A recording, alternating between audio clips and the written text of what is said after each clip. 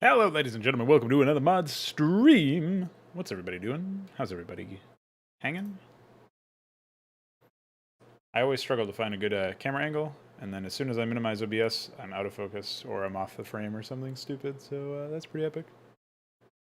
But you know how it is.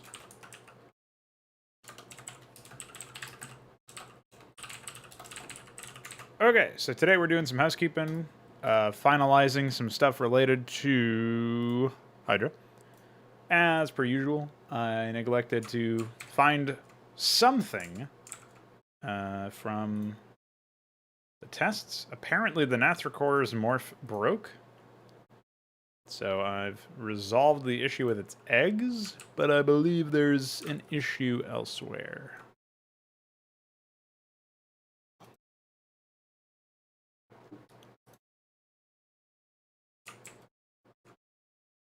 Let's take a look here.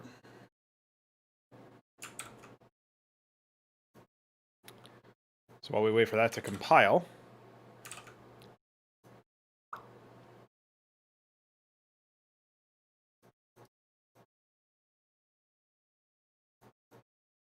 open up Firegraph here like I did, because I can lay out the rest of the show.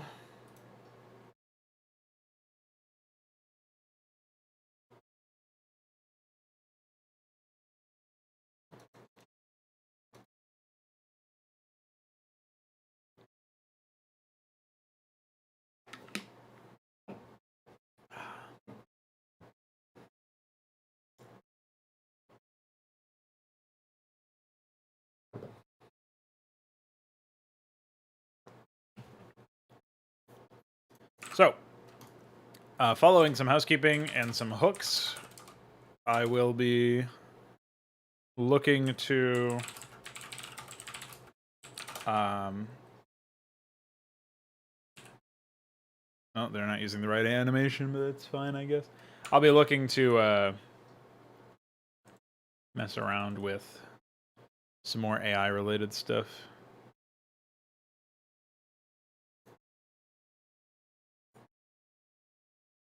So as expected, they don't have the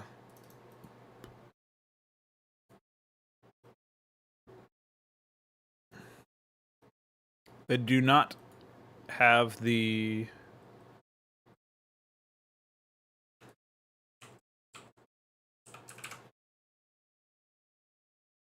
birth animation, but I didn't make one, so that's why I said that was expected. So yeah, I think that was the only real issue, and now that we've resolved it, I can go ahead and push that to the live version.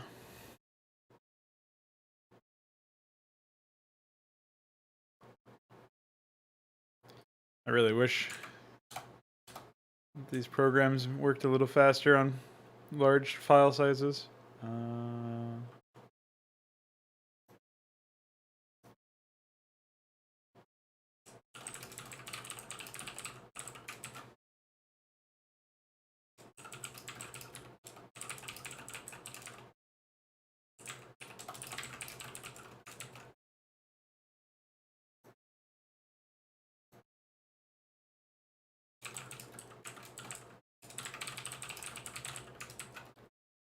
All right.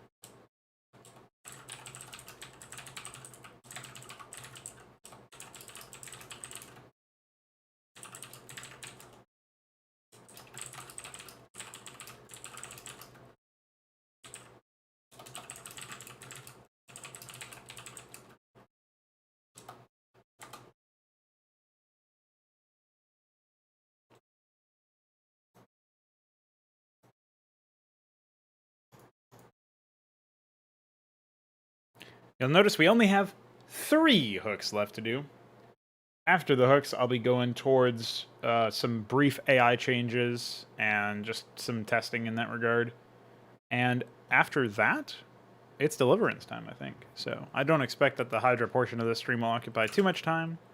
But really, I guess it kind of depends on the AI stuff. I might decide to go for the preprocessor, in which case we'll be putting off some work on Deliverance's maps. But I do want to work on the second map's layout, try to get a nice grounding there. And maybe even work on like the briefing script or something like that. Get some sort of, at least some understanding of the essence of the opening scene there for the second mission so that we know what we're going towards.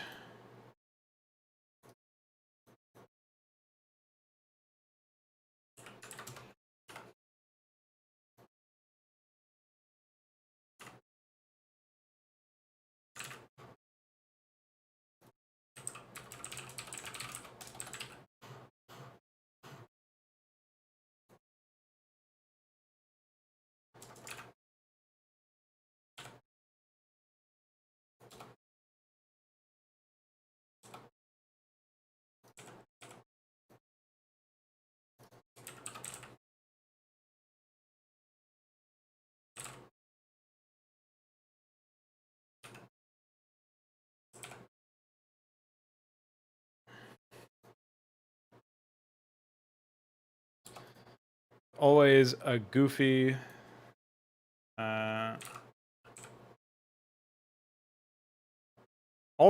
time trying to figure out what to do about this stuff.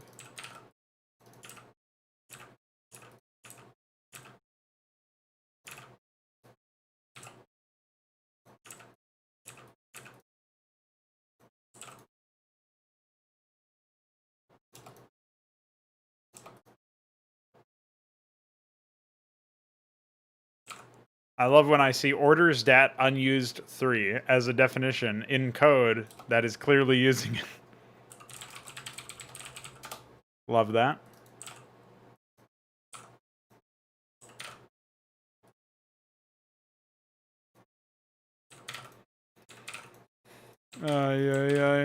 So much casting, so little time.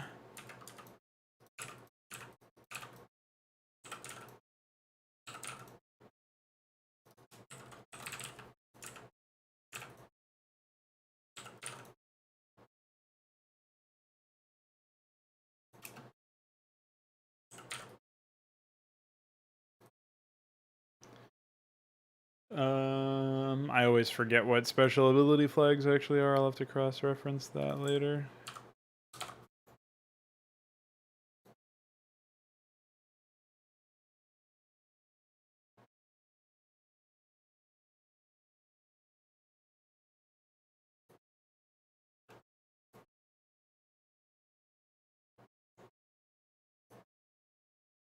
So V3 is definitely a unit since it checks its status, its type. It assigns it as the current unit selected.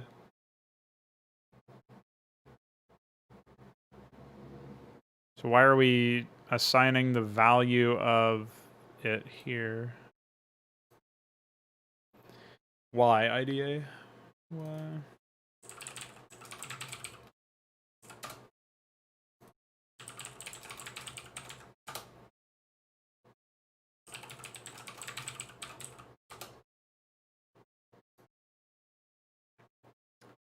Alright, so let's get some cross-referencing done here. Looking at active player selection.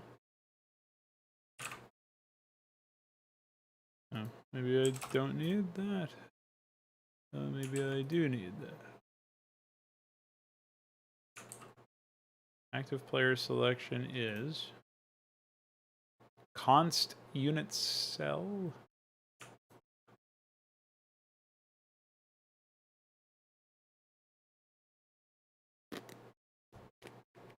Okay.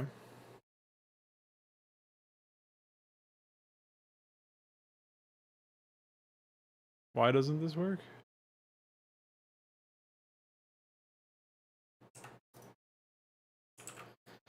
Wow, that's intense.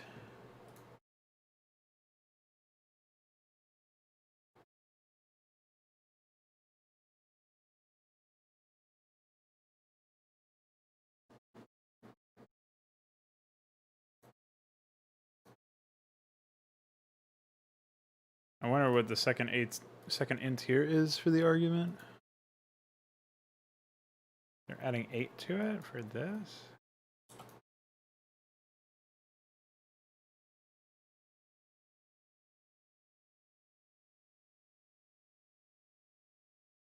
It's very strange. But maybe I just have to do something as basic as this, though. Or was it in there? No, never mind.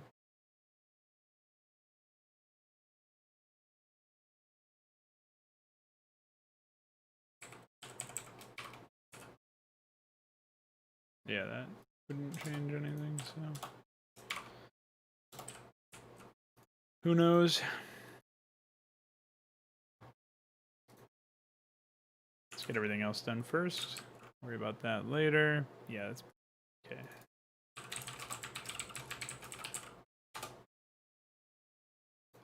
I'll have to actually use the enum for that later on.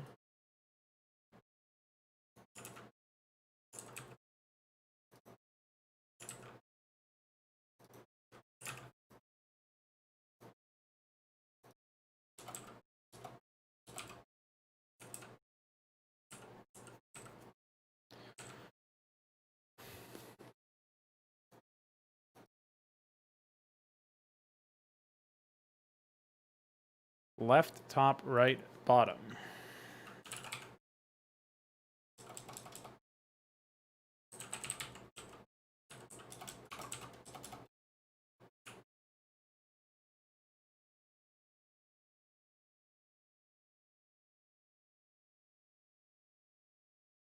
It looks like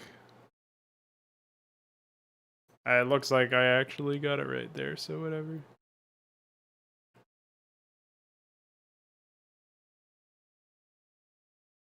Is this a double pointer?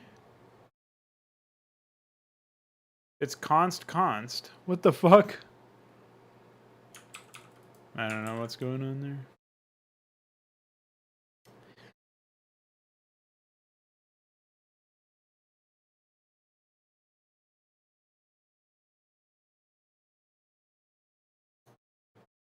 All I know is I'm phoning this one in, man.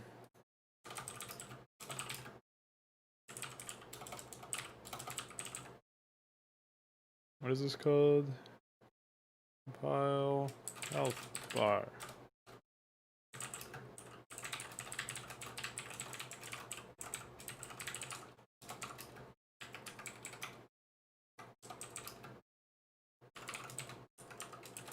Why do they have a void function in the IDA, but they defined the variable as result, by the way?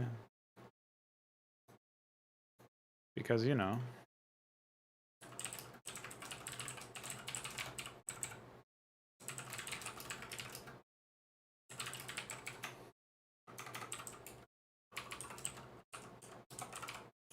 I thought for sure we would. I've already implemented that one, but I guess not.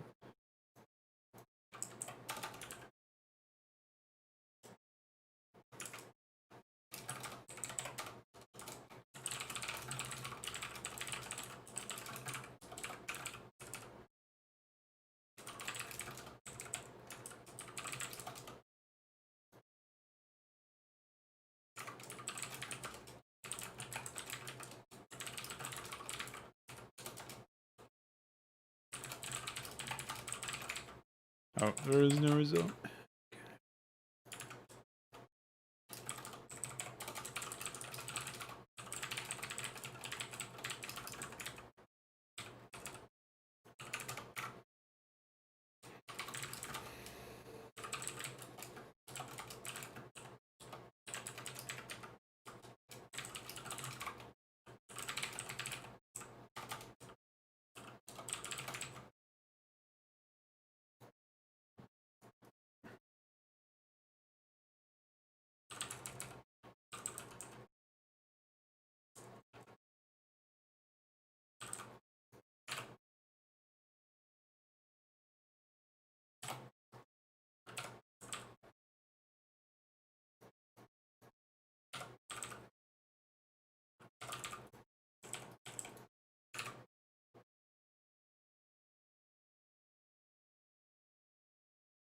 Okay.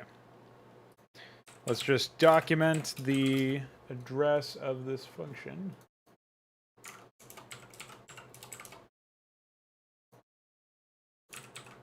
We'll go and add it to the header.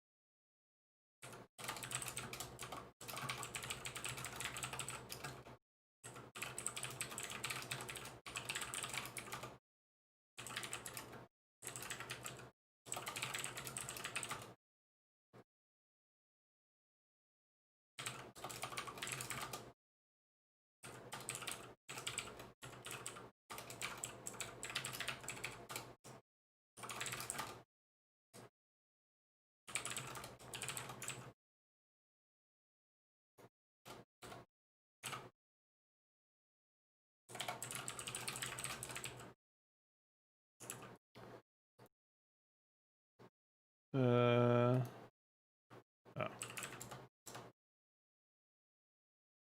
So just needs one NOP, and we're good there. All right. Ah, I knew I would lure UED Commander out with his notepad full of U's. What's up, dude?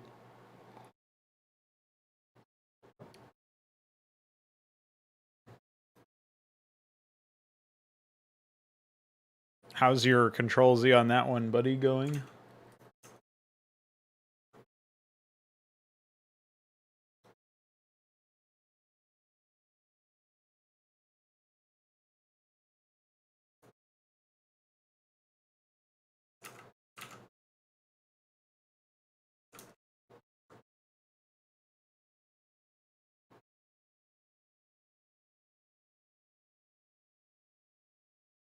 That's a...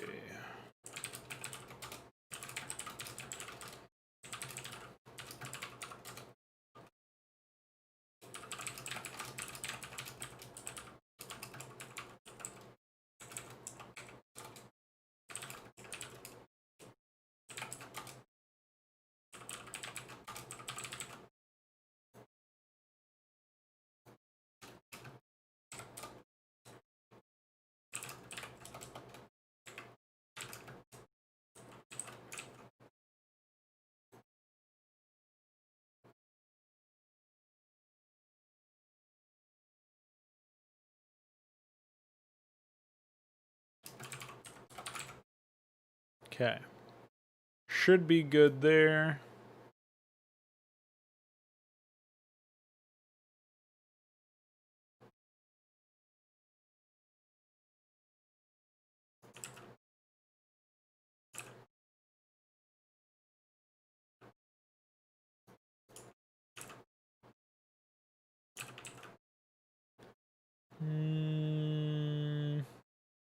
Okay. We've done that. Commented out the compiler errors. For now.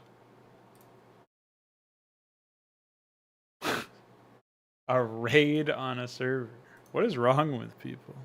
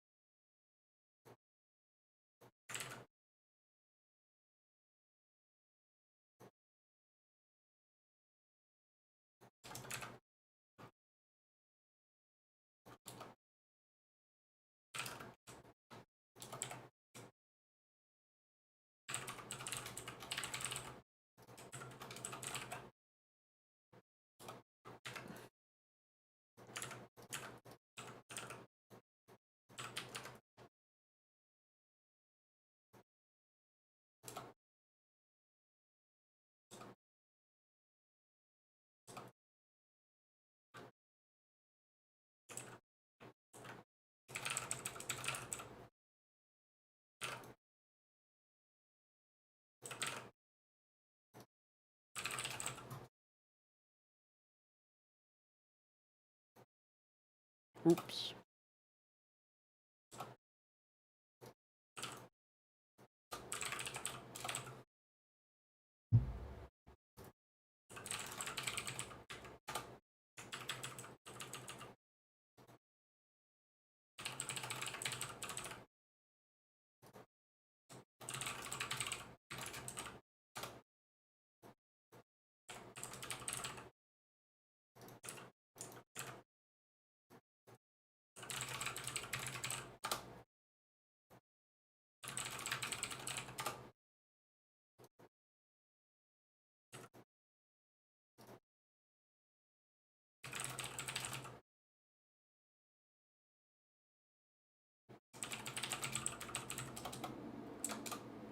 Ah!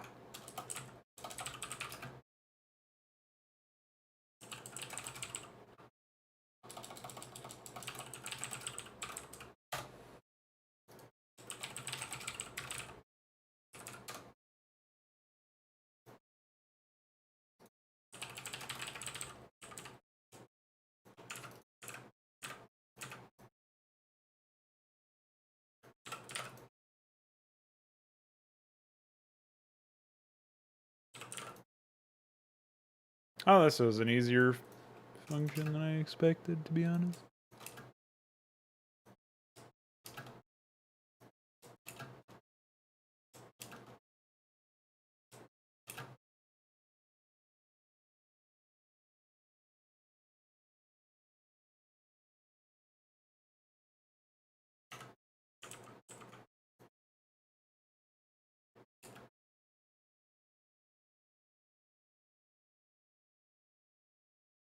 Oh, that's this happening again?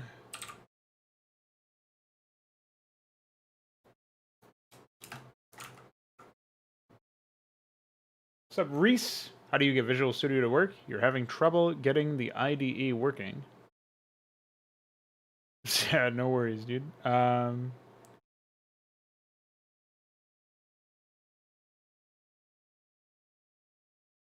Which version of Visual Studio are you trying to use? Are you following along on a guide for setting up Visual Studios? I don't actually think I wrote a good one. I would be in here. Yeah, I think I just downloaded it from Microsoft's website. Oh, you know what? I might actually... No, that might not be the case. Hold on.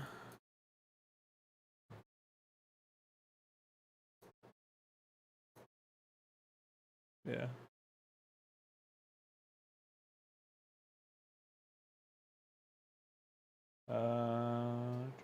Do...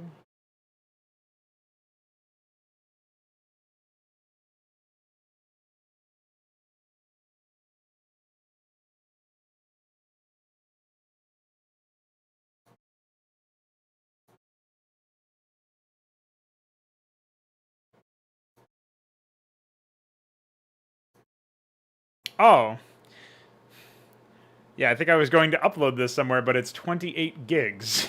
No wonder I didn't upload it here. I actually had a folder carved out for it and everything. I don't actually know how much space I'm using. Thanks, that's not what I was trying to do.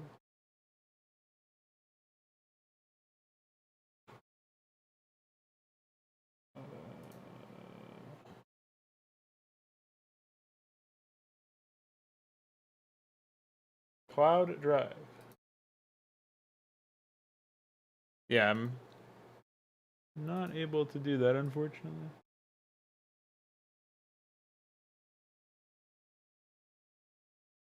Let's see if I can find another... Well, actually I can, I believe.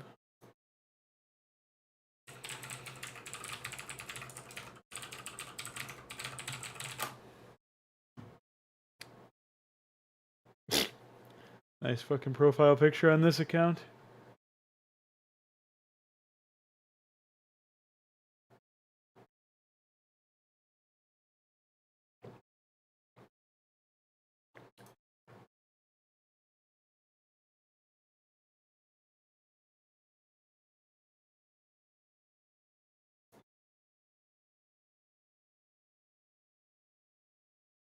I hope this actually uploads correctly, because Mega is notorious for having terrible upload speeds. So, yeah. Junk. You? Hold on one sec. This is not what I'm looking for. Where did I put it? Did I put it on this one? Aha. Well, you're just gonna have to wait about 10 years for that to finish uploading, but I'll, if you're on the Discord, I can post a link there. Otherwise, if you're not, or you just want to check back somewhere else, I will update the link here, where it says Visual Studio 2019, on the RS starter page on my Wikidot. So whenever that's done, you can check back later today or tomorrow or something.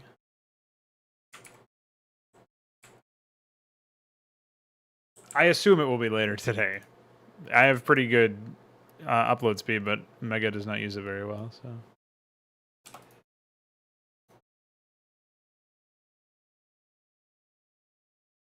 Alright, so let's check this out.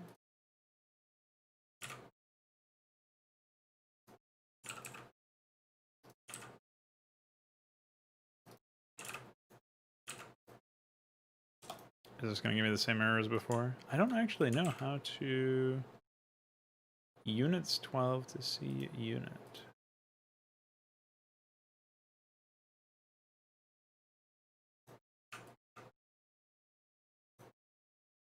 Yeah, so I have to access it by doing like first player unit dot unit or something like that.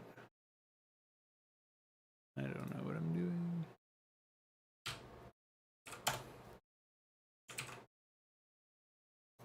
So I did that. Oh, okay. Cool. Yeah, because I'm accessing it with this. So that makes sense. I wonder if that can help me figure out what was going on over here. It's probably the same thing. Yeah. Hey! We sort of know what we're doing.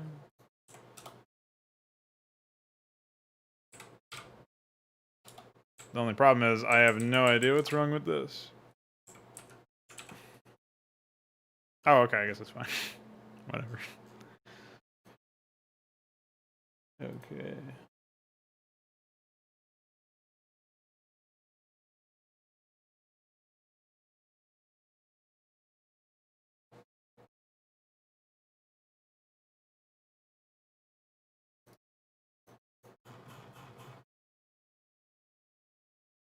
If only I could set camera hotkeys inside Visual Studio. Have the same APM as Starcraft.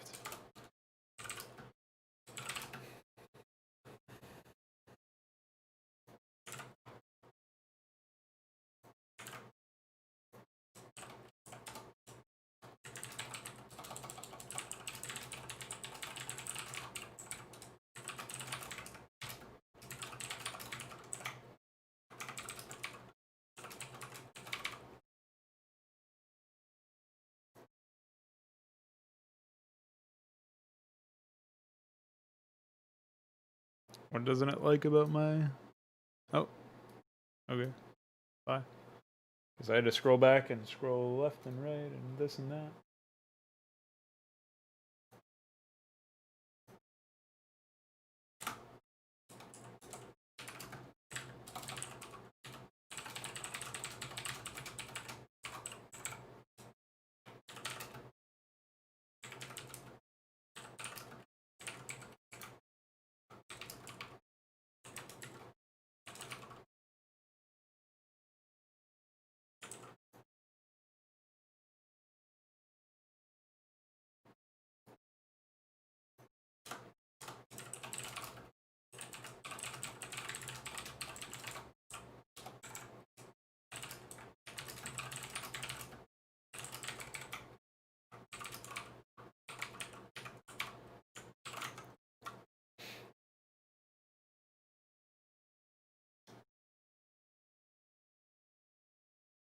What do you mean by workers' movement speed?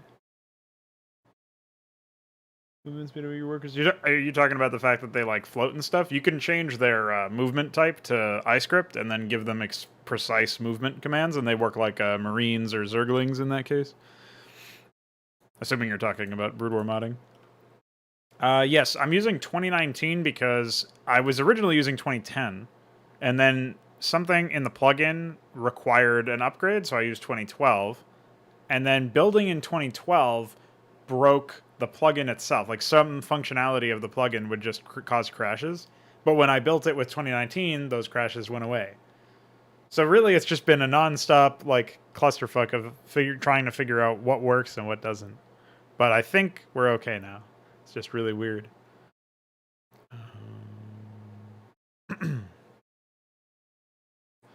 So that's more or less why, though. What are they not?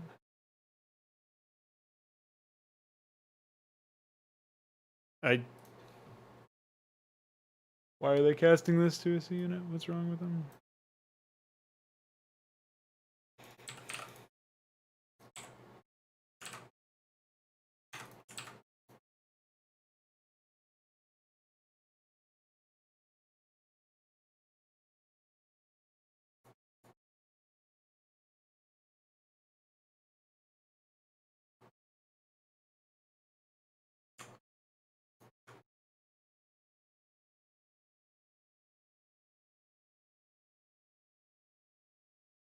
Player link. Okay.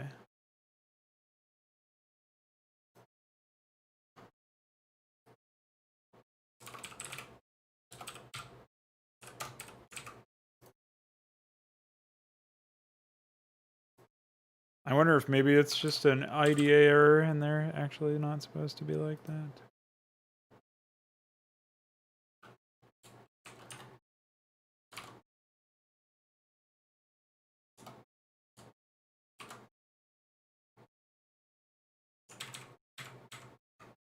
I don't know what's wrong with that one. I always struggle with those things.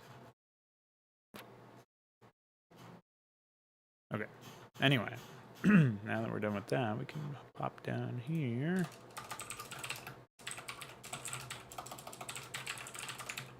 Oops.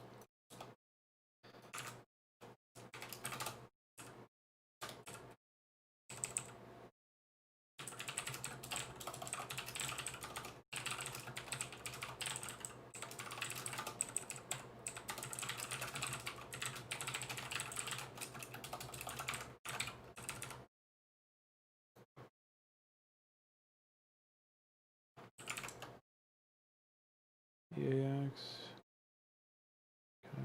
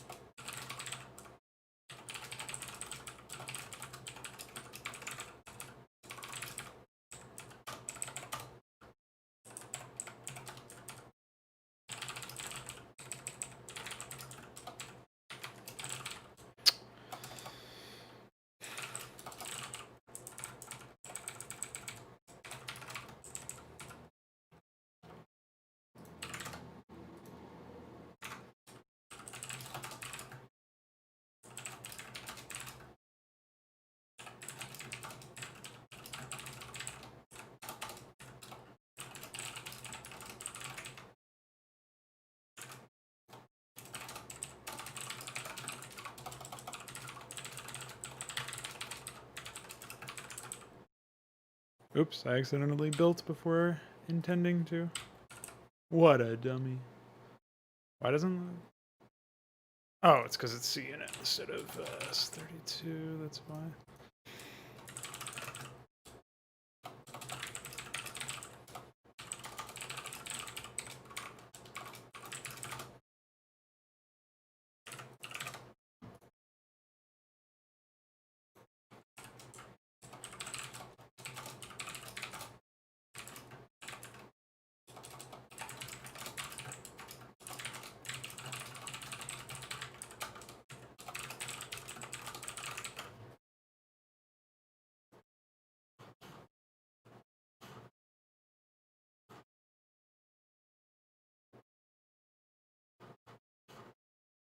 Cool.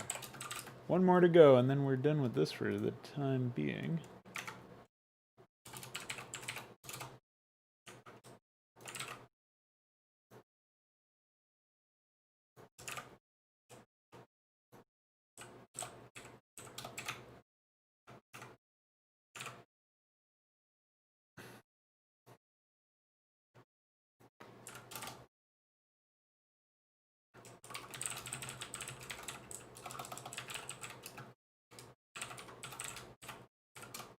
Oh.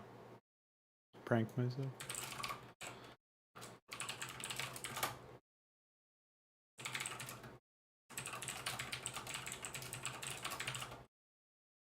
Oh. That's not what I wanted. God damn it. Pranked. I lost my backspace on this IDA. Yeah, wow. You don't say. Wasn't there a more optimized version of the plugin?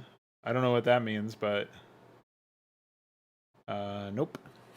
This is how it's been for years now. It's probably just because of certain functionality. Because one of the people who was working on this was using 2019 when everybody else that I knew of was using 2012 or 2010. So it probably was just something like the guy using 2019 did something, added something that worked fine for him, but when everybody else tried to compile it, like they were missing some library or something. I didn't look too heavily into the issue at the time, so I can't actually say with any degree of authority what might be going on there, but...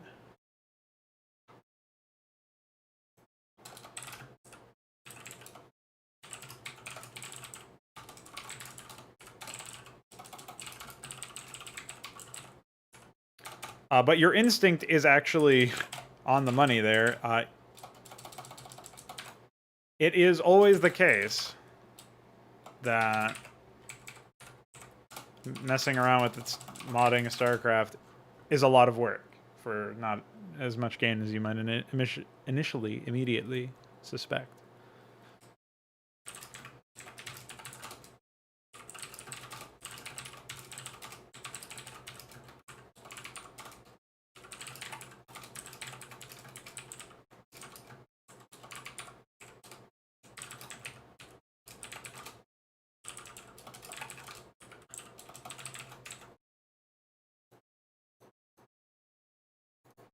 What even is this talking about? Oh, it's just the errors from before.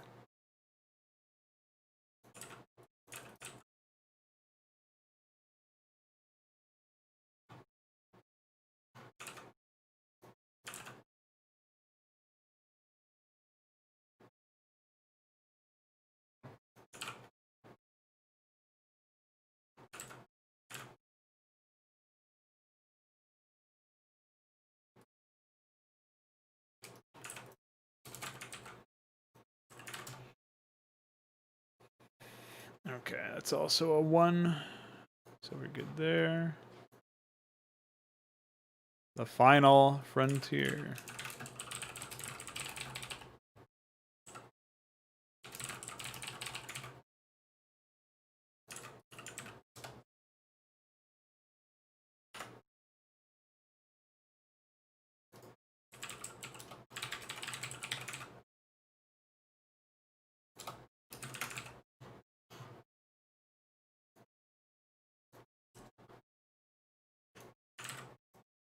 And it's a tiny one.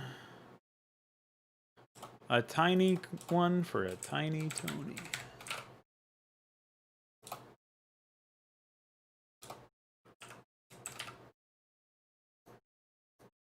Wait. It's actually called A2, even though it's the first argument, by the way. You know, why wouldn't it be?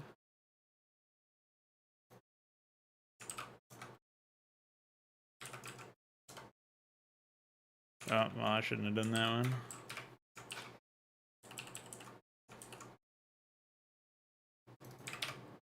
That should have been pretty obvious.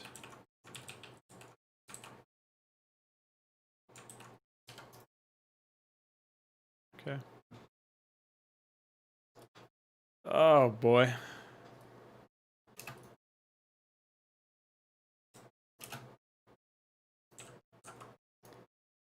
This might be dumb. This might be very dumb. What the fuck? Do I even want to know?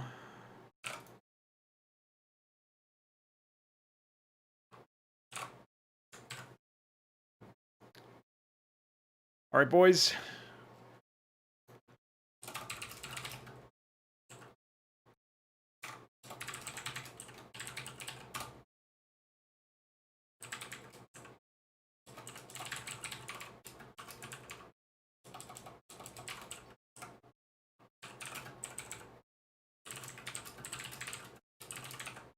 Whoa. Type it in another language over here. And I'm not talking about a programming language either.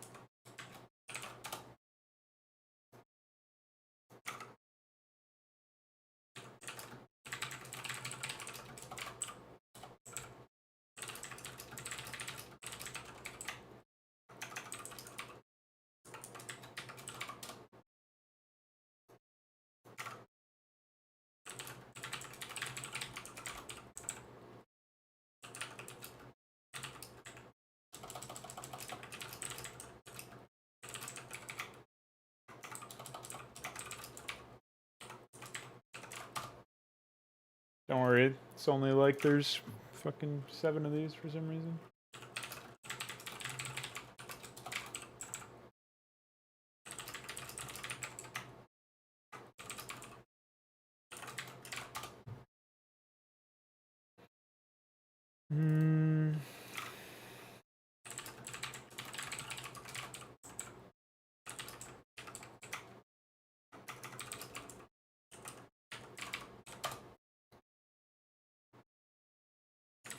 Alright, I gotta check this in the other dump. Alright, it's nowhere. Starcraft doesn't... I think Starcraft was written in C++, but barely with any actual C++ stuff. It's mostly C, or C-like, even if it's using C++. It was programmed before the... It was programmed in 3 months before anything was standardized in C++, unfortunately, so it's pretty junk.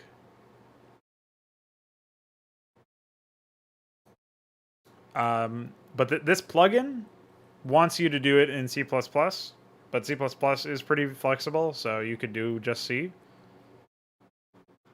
Obviously, I'm using some assembly stuff as well, so really, if you can make it work with the file structure that we have,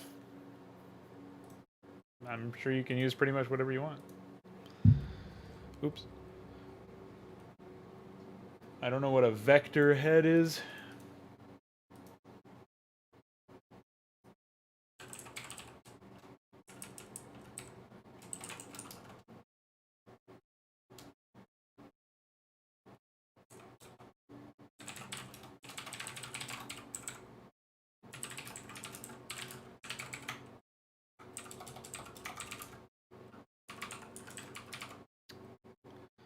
So that's going to be pretty unfortunate.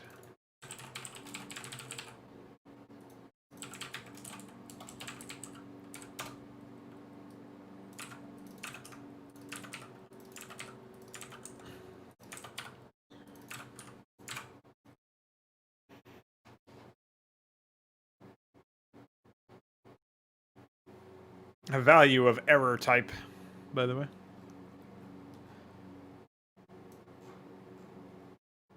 Okay, we're gonna have to define that later. But for now, I'll just finish the helper functions.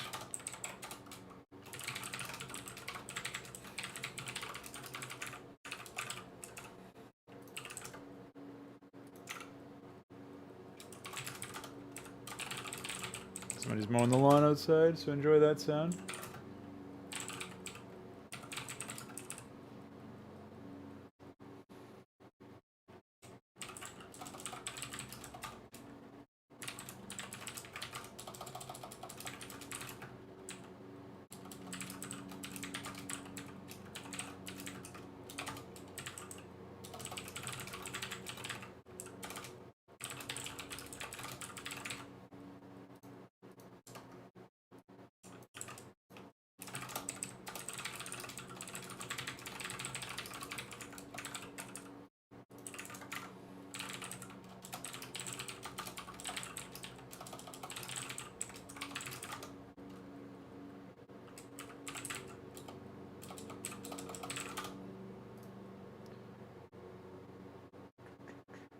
Looks like these two are being pushed.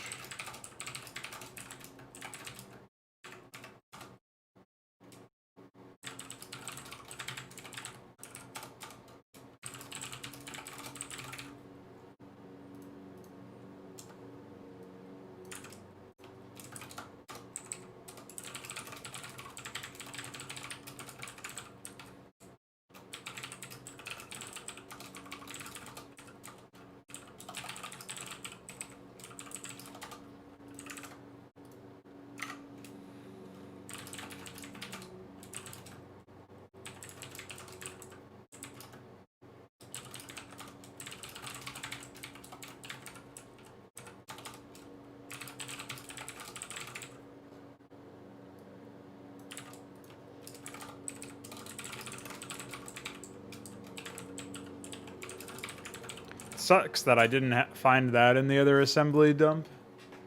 What's up, Veek?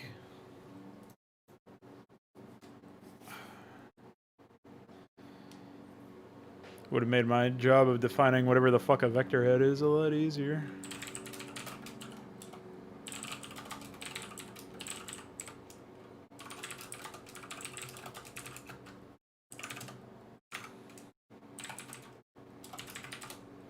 Oh, is this pushed? No. Stop it.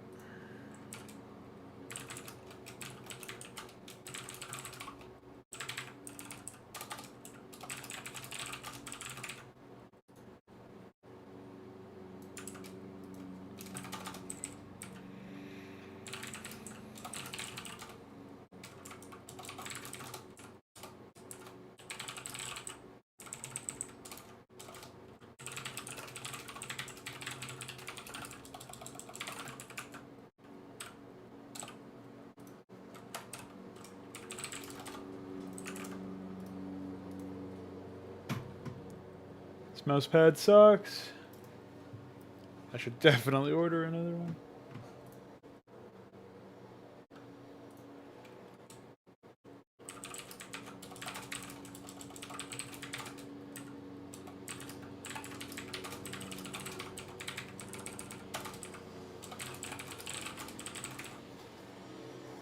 Oh no. They've started the chainsaws. That's a weed whacker or something. But equally annoying.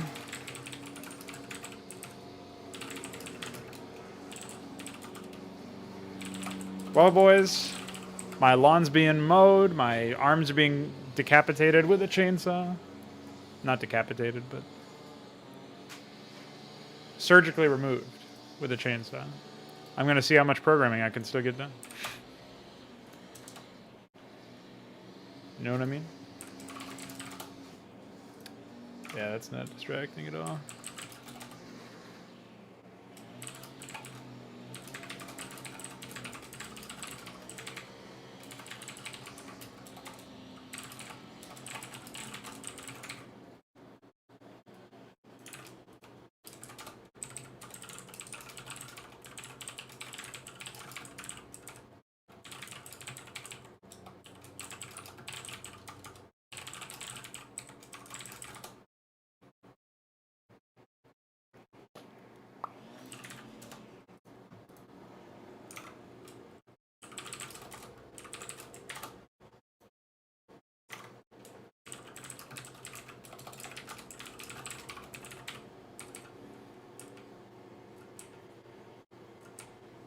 So many funks.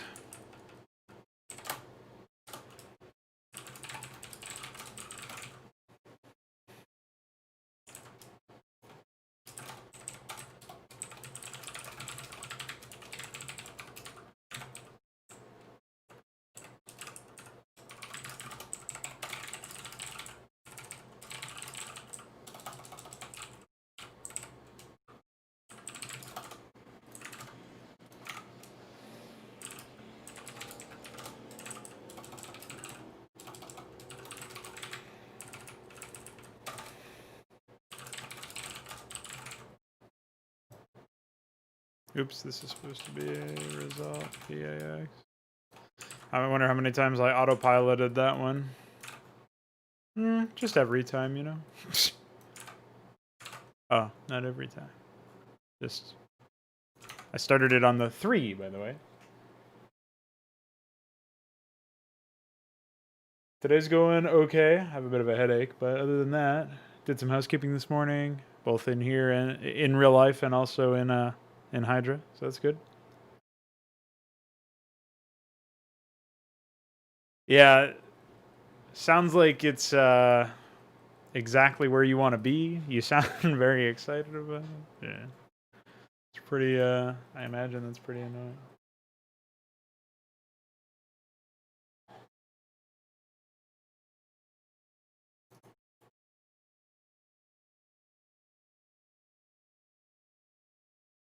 Hey, do you know how I can find the structure of something?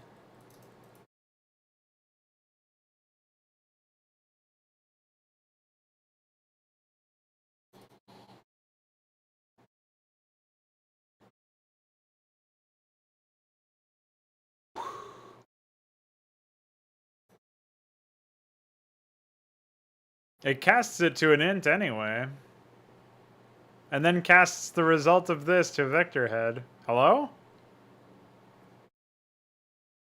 Yeah, I did. It didn't do anything. I mean, I found oh, here it is. I don't know why it didn't just take me directly here.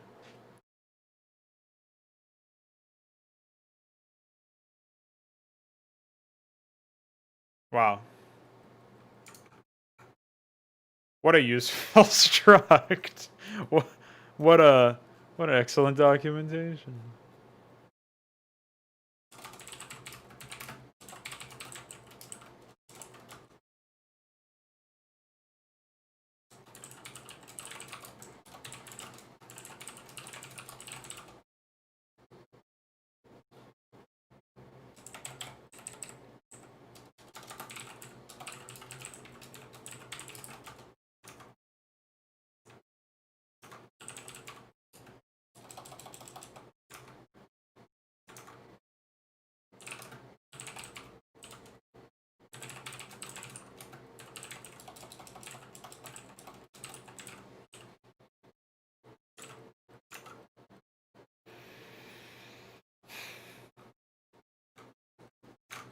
I don't see how that would possibly make this more reasonable, but you know, you do you, man.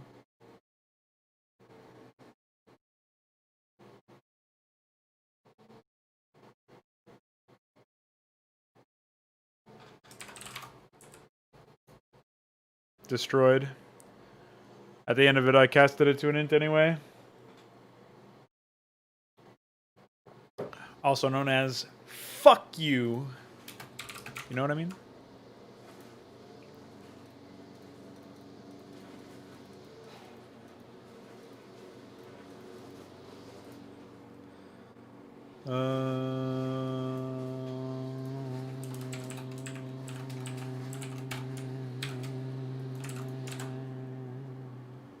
I don't know what it just yelled at me about, but okay.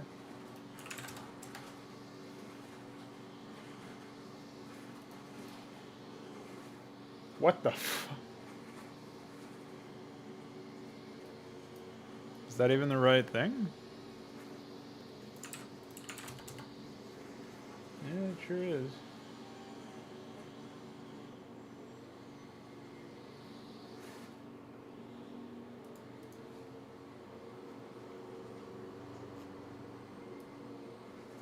Hey, do you like this? Wait, where did it go?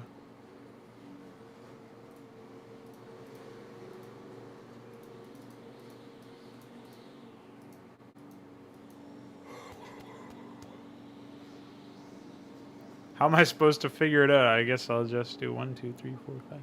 One knob. You heard it here first. Wait, what?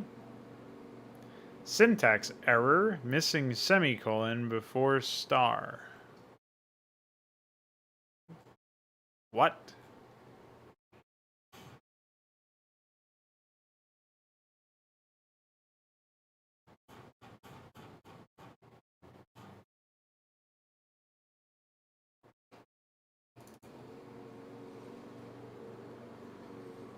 Hello?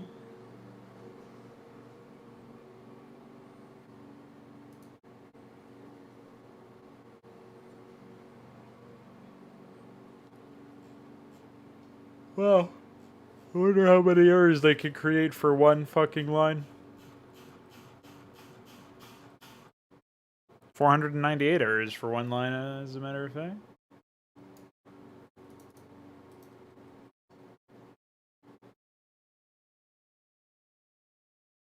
I don't get it.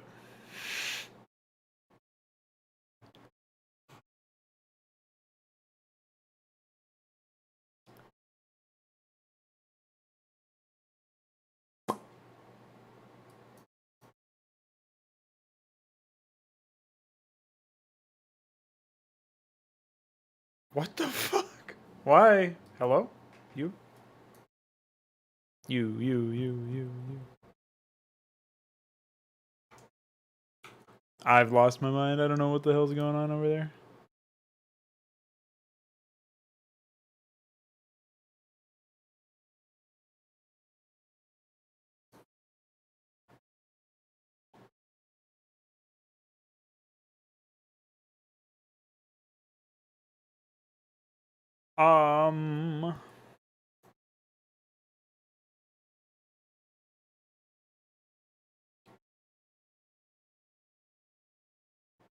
Is it because these need to be like S32s or something?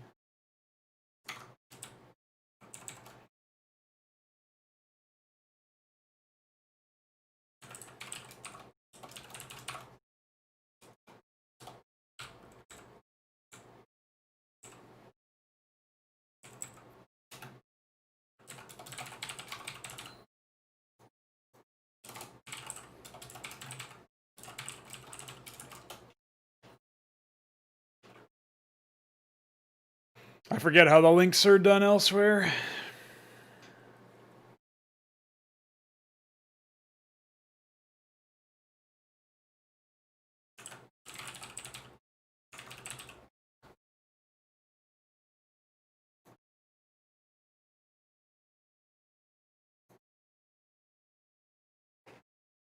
The fuck?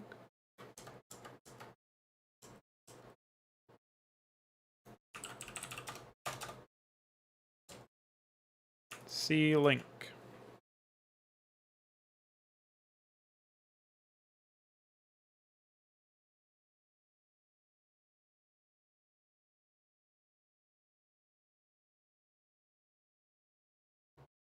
Oh.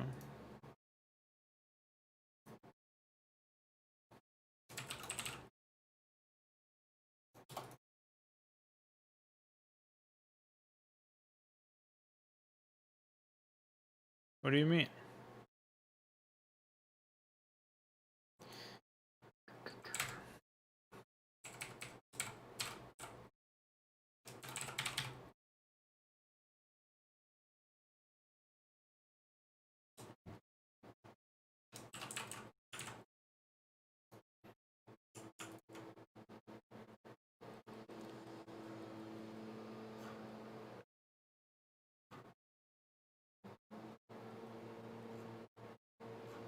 So now I have to find the AI town this stuff is? No.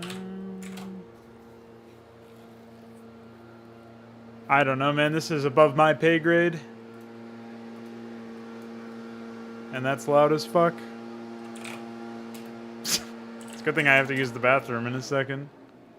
I can mute so you guys don't have to deal with that.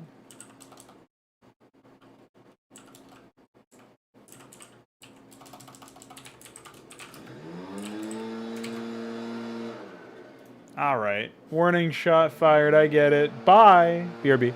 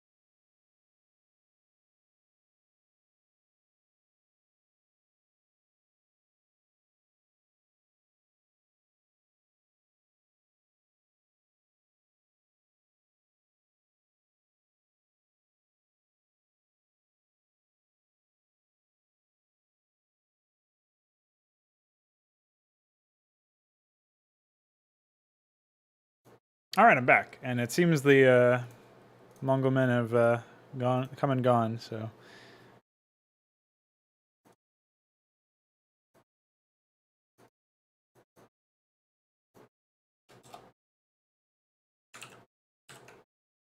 I don't get it. Was it just mad at me because I had an asterisk there? I thought that's how you were supposed to do these. What a confusing mess.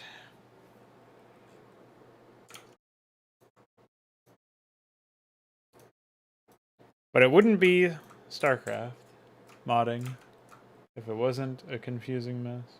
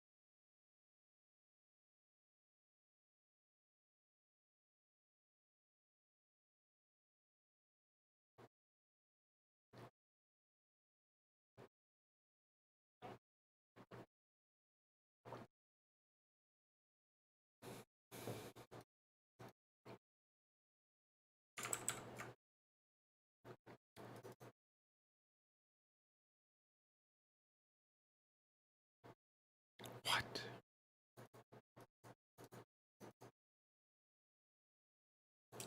Well, it looks like adding that Blizz Vector struct really just destroyed me anyway, so I'll just get rid of it. Maybe that will fix the issues. Don't know. Frankly, I don't think it's that important.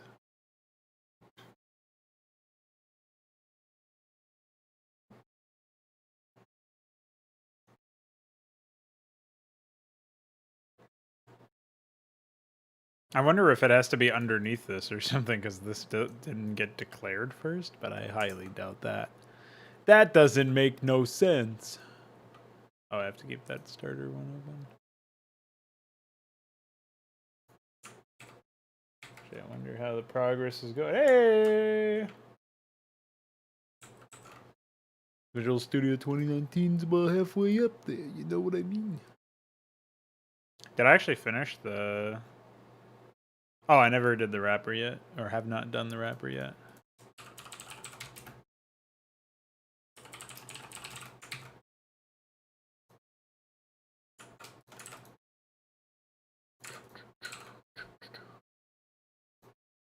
The question is, do I have... Oh. Alright, well, let's just make... This is map data transfer wrapper. One of these.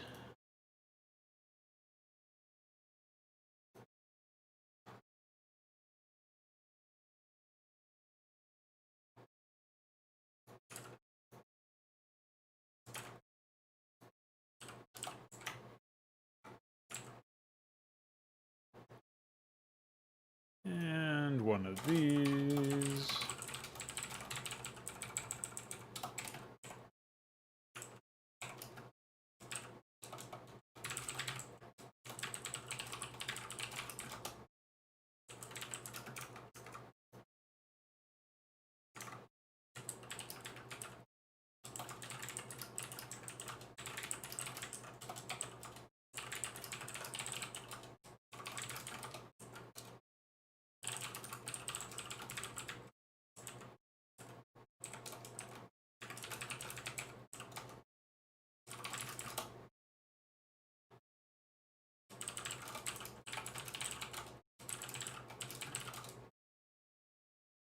Oh.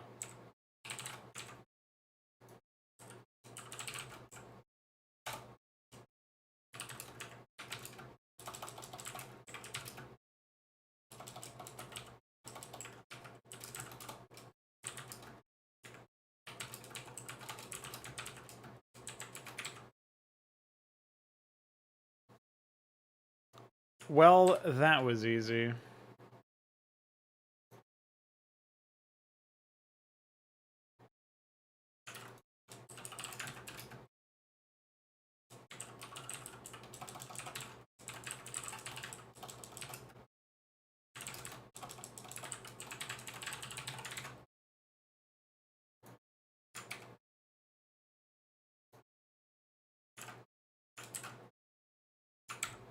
epic.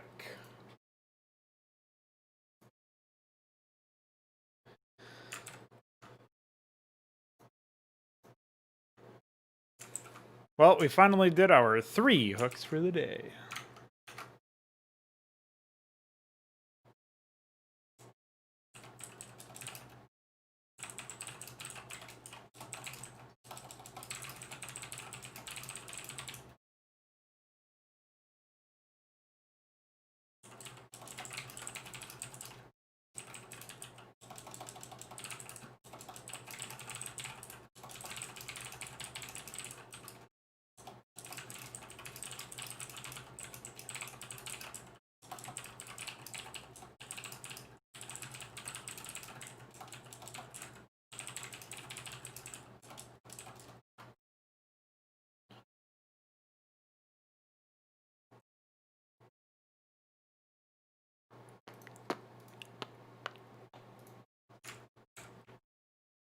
So since we've done that, we can close that. Epic. Very nice. And now, I had been, really hopeful that we would have been able to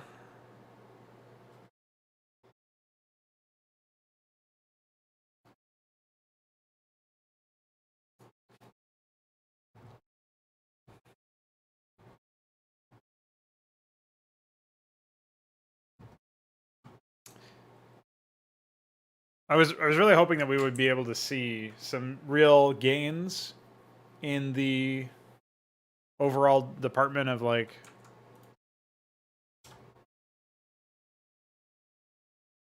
fixing some AI script related issues, but unfortunately that does not seem to be resolved. I guess I'll pop open to the release here. And if I go to the change log,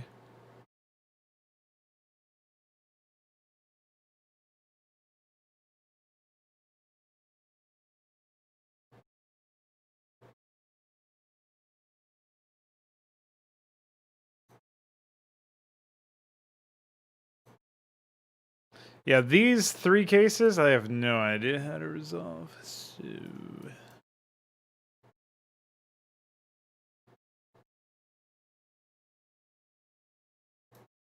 whereas the AI I can at least mess around with.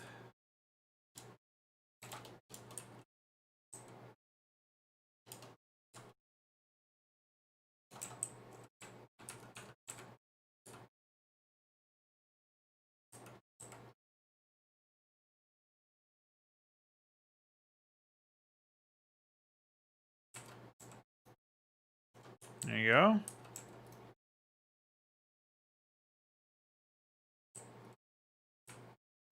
Oh shit. Hey, if this sunken finishes, it could be big. I don't think there's any issues with this. Oh. Well, he probably should have kept those Zerglings. Don't tell me you're gonna do it again. What's wrong with you? Yeah, it looks...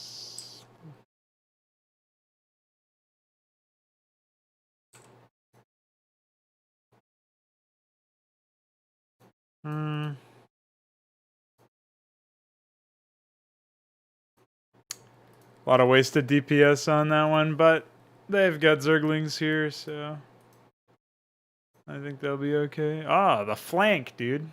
They weren't expecting the flank.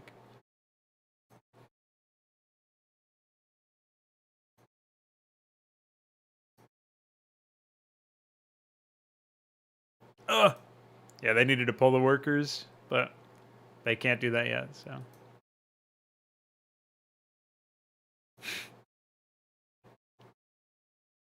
Incredible scenes here.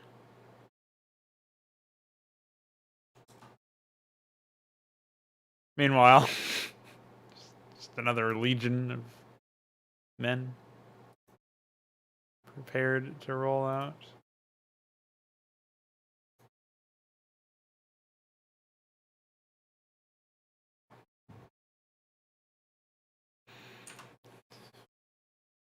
executed.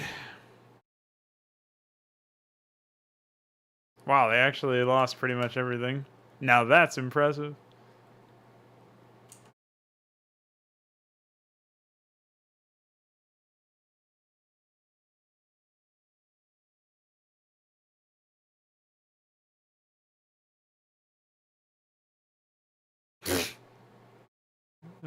Evaporated.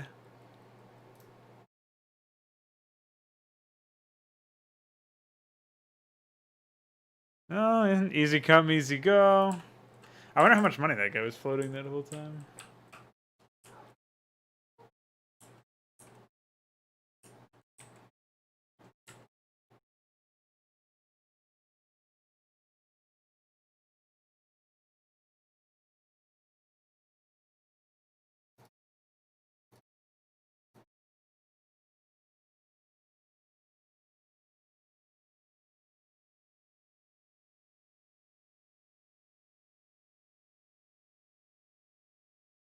I actually wonder if I have the OBS versions of some of these campaign missions. Yeah. That would be the playable version. Here we go.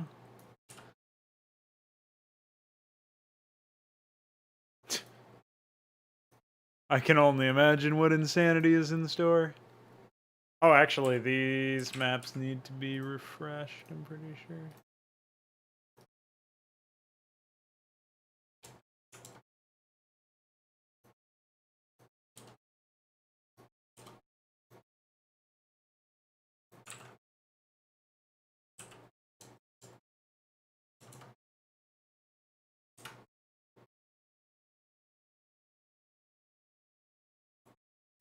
Pre-placed creep colonies are a big deal now because of the fact that they can instantly morph into Sunkens. Obviously, that was, this was put out in a realm where that was not initially envisioned, but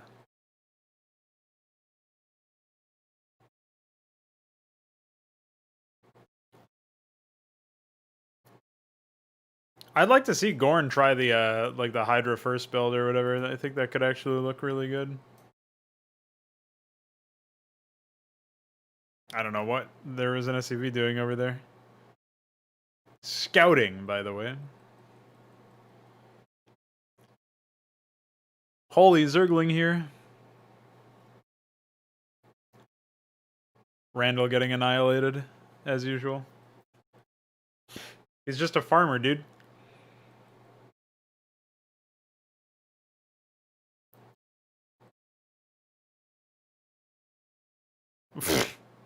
Spider mind. Minded. Mound?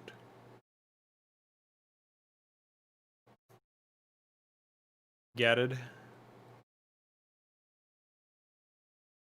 Will they be able to build this command center? Oh, bye.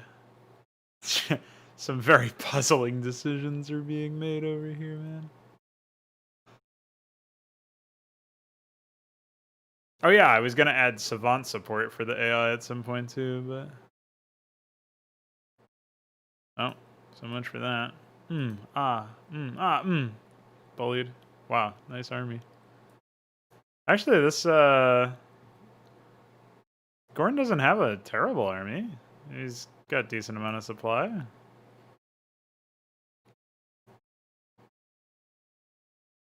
Randall getting sandwiched. Somewhat as expected, you know?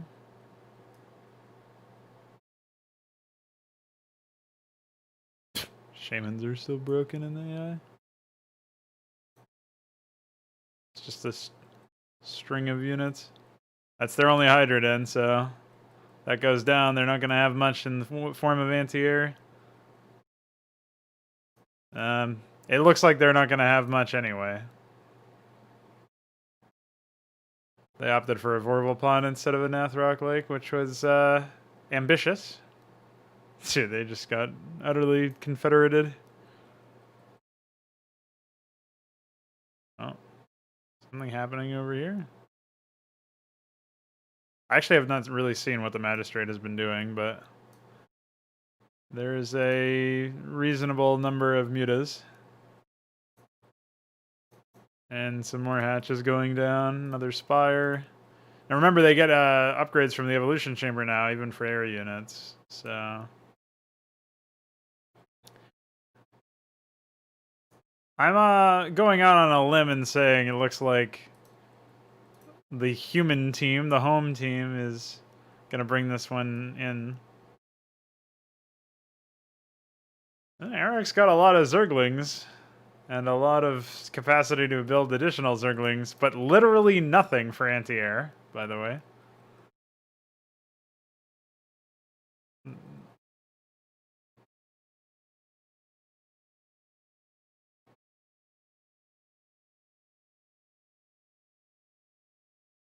Yeah, this is a fucking slaughter, holy moly. Now, granted, enough mass air could potentially turn this around with the tank count, but I'm not feeling it. Like, there's not nearly enough mutas. It's weird, though. It feels like the Zerg should be way more aggressive in the way they attack, but we're not getting that. Confeds have still not actually been able to expand, it seems. So maybe there was some aggression there that I missed. But yeah, Eric is dead in the water. He's got a million Zerglings, but his spawning pool is about to go down, so... There it goes. It's over.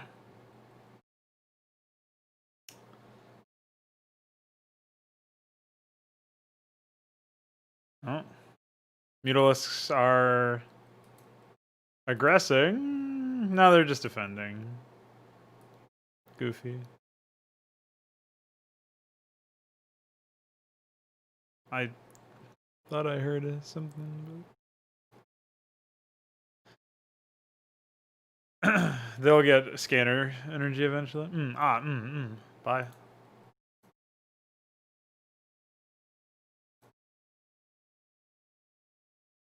It looks like upgrades are not great, though, for pretty much anybody here. I mean, particularly Orange, you would think.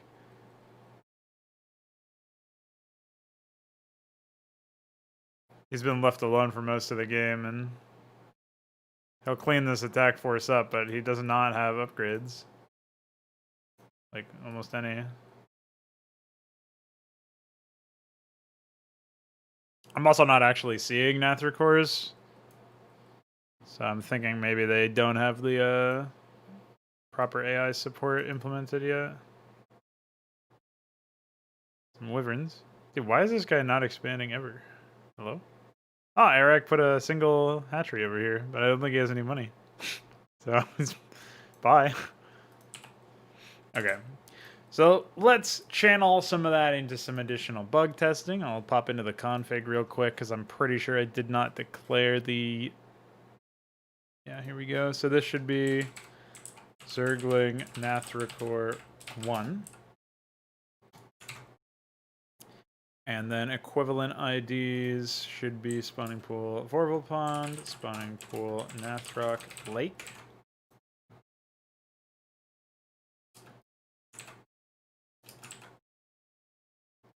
And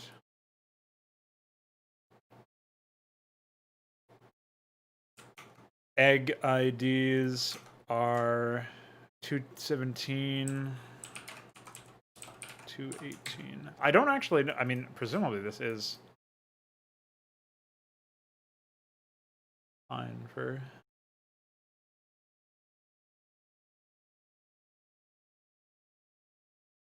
Yeah, it looks like I added them to the list for Morph Train AI, but nothing else. So that was probably my...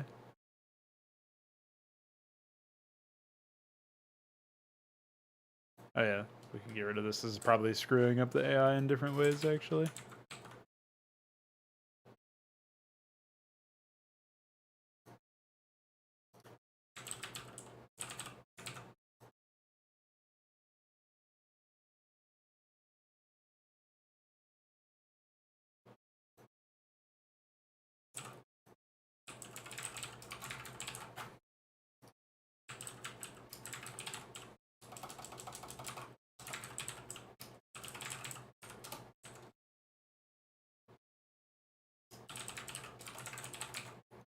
Added some of those there.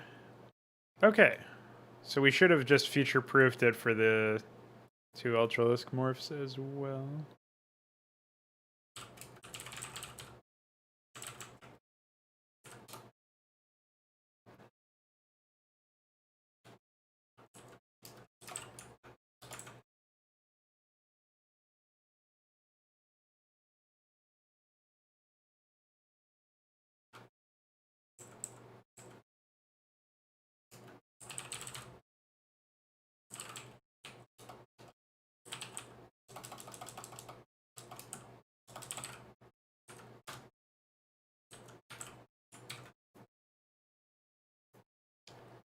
Okay.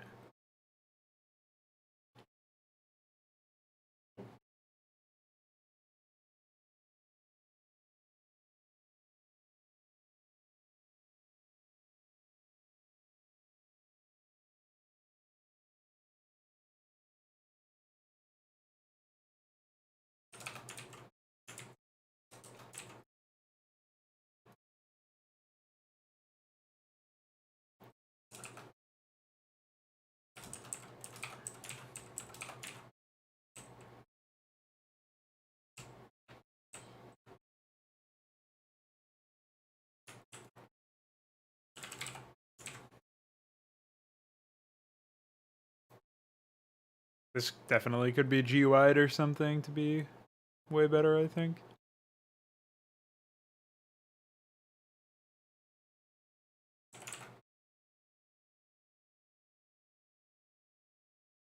Okay, so there you go.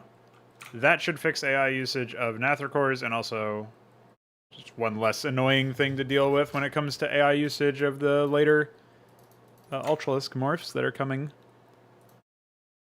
I'm trying to think if there might be something wrong with DAT requirements for like infantry upgrades or something. Like this is Academy for infantry armor, and it requires NG Bay science facility. Okay, armory. This is actually the dry dock.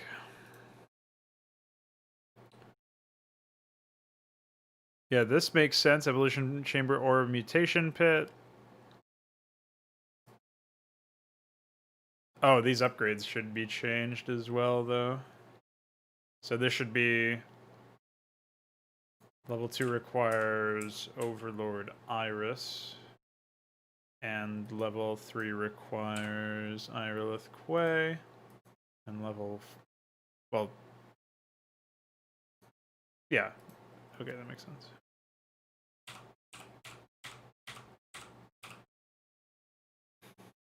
And then this is Irilith Quay or Hots to Left Birth.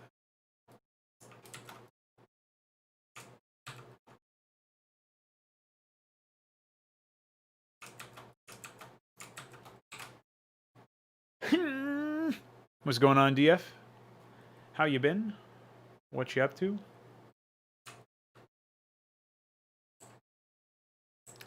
If you type !HYDRA, Nightbot should give you a link. So that's listing a command. It's more popular on Twitch. Most people on YouTube don't use it because it's much more annoying to set up Nightbot for YouTube. But I think I did it correctly, because if you type you, Nightbot responds with you.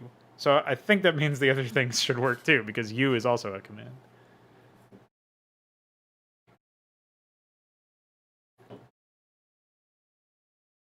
Like when I'm doing Deliverance mod streams tomorrow and so on, I'll have !HYDRA and !deliver, so that people can put one or the other depending on what they're interested in. It's mostly for people who aren't familiar with this stuff. But I actually wish there was like a more reasonable way to set that stuff up. The description in theory would be that way, except it's junk. Let me show you guys what it looks like for me. So if I go to my live dashboard, you're going to have an infinite loop when I actually am previewing the stream. So I'll just pause that. But if I want to say edit anything, This is what I get for a description. You note how there's absolutely nothing going on. Like there's no spaces or anything. There's no new lines. It just doesn't show that stuff. It's just broken. So I actually have to go into my my channel videos, and I have to edit this through that, and then I can fix like this insane issue where there's a million new lines because LOL. And so that's how I would actually have to do it. So their own system just doesn't work for some reason. Just YouTube being YouTube, as everybody expects. It's just dumb.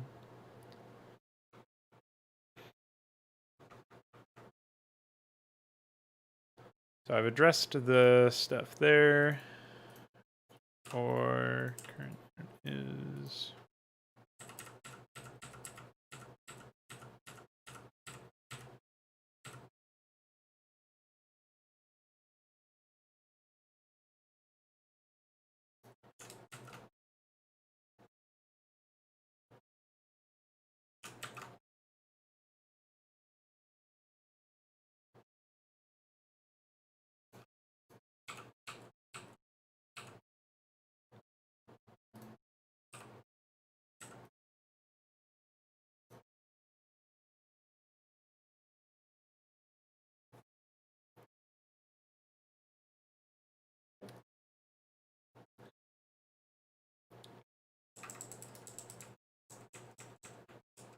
Oh.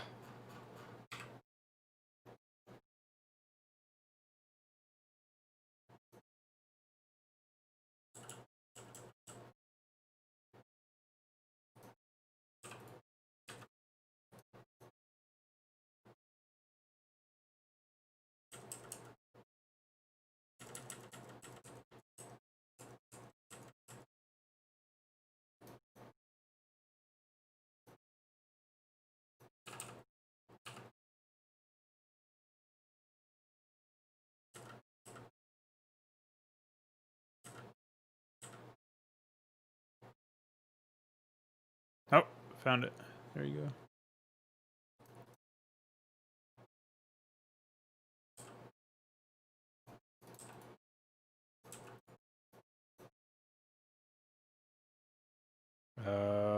Jesus Christ, this got complicated. I hate Firegraph's UI.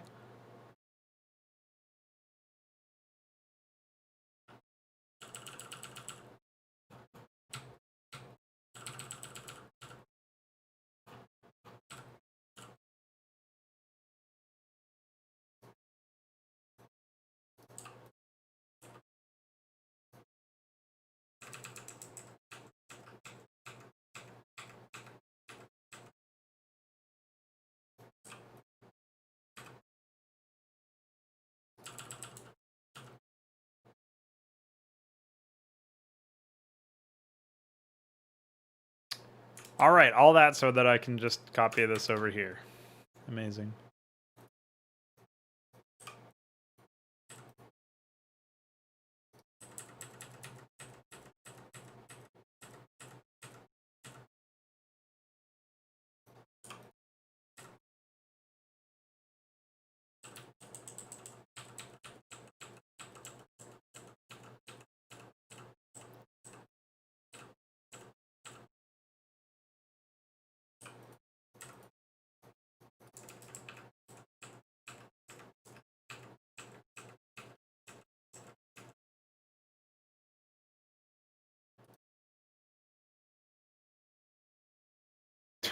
I have to do it again. What was it? Automaton register.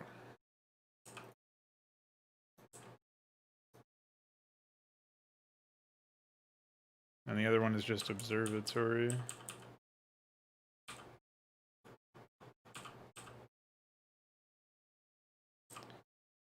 Or must have synthetic synod.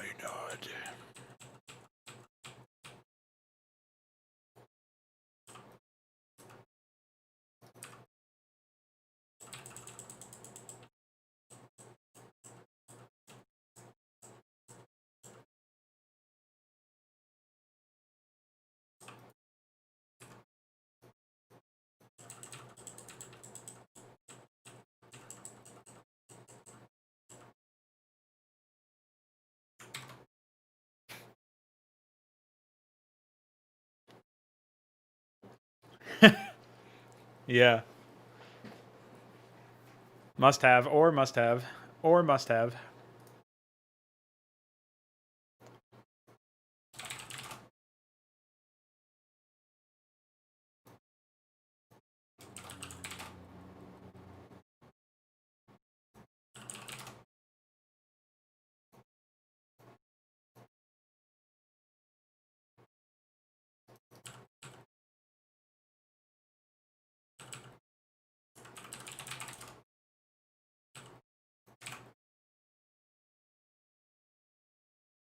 Alright, well, now that I've actually set that up, I should be able to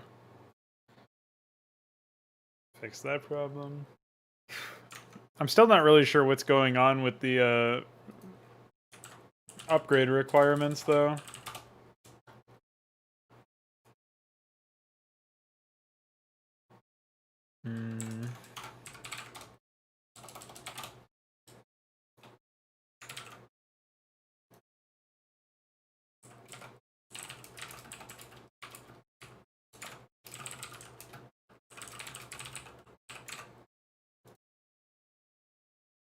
So maybe that has something to do with it.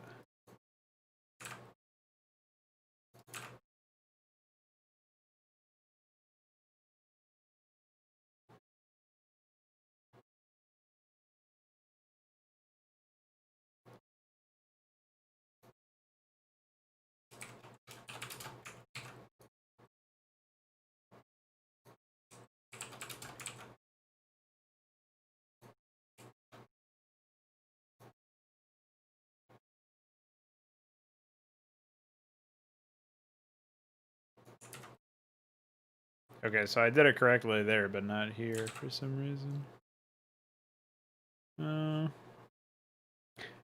Well, it still should be fine in most cases, I think.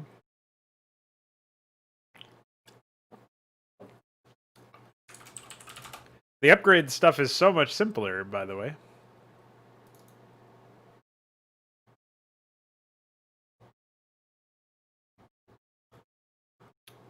Academy stuff looks fine.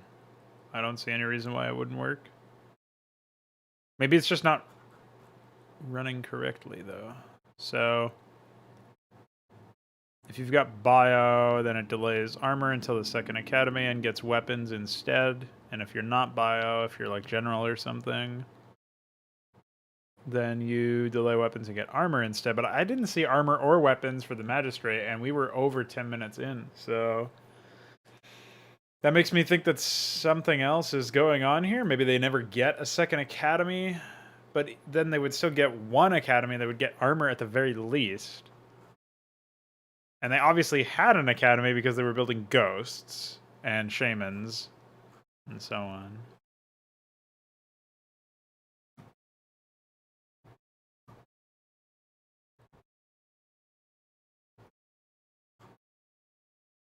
I don't know, man. That's really weird.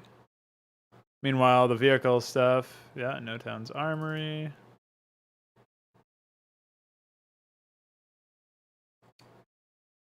Wow, this is embarrassing, right? That should be dry dock. That's pretty obvious. So ship weapon was bugged. These all check for dry docks, yeah. Okay. Well, outside of fixing that, I don't really see how... Like, the Protoss upgrades seemed the most robust, and they didn't even have the proper fucking definitions for them. So, I've got no idea why there would be any issues there, but whatever. I rarely have an idea why, so... Let's pop in here.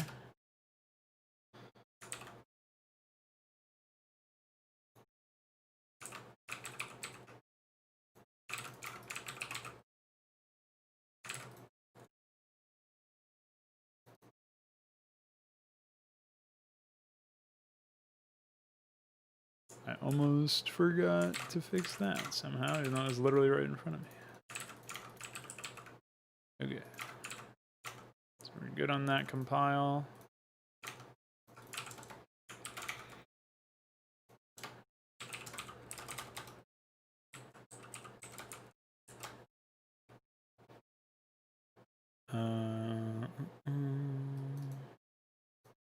me just play as Protoss real quick just to confirm.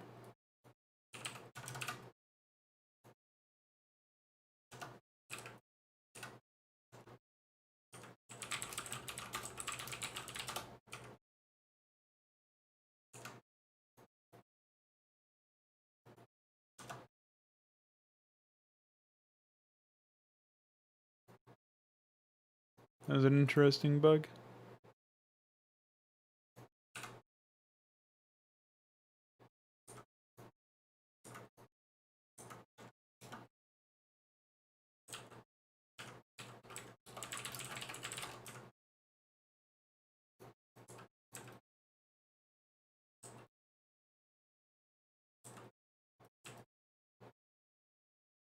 Oh yeah, so all the strings in game still refer to that as Exalted Ashlarn. It should be. Steel Shrine.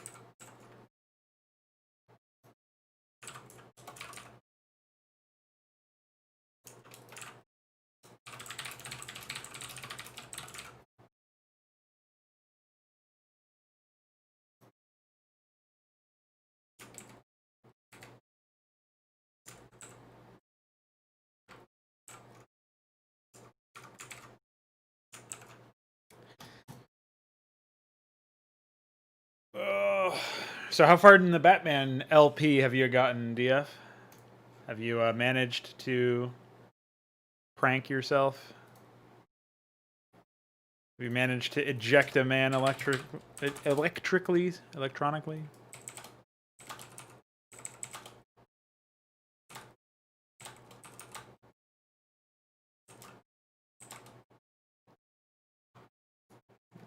Uh-huh. There's plenty suffering ahead.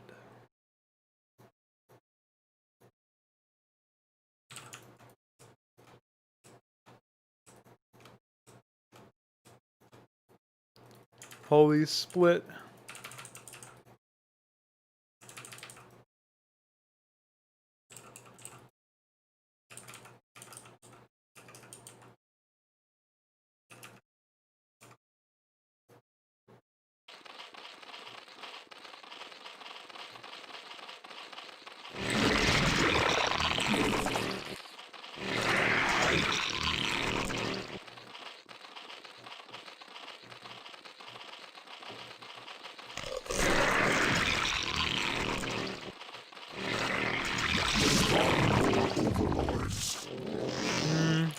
I don't know what I'm doing.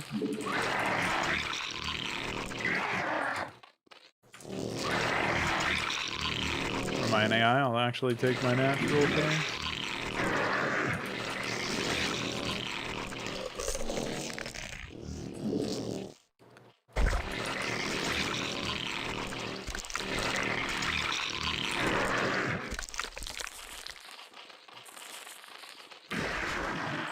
Probably should have added a ramp down here or something.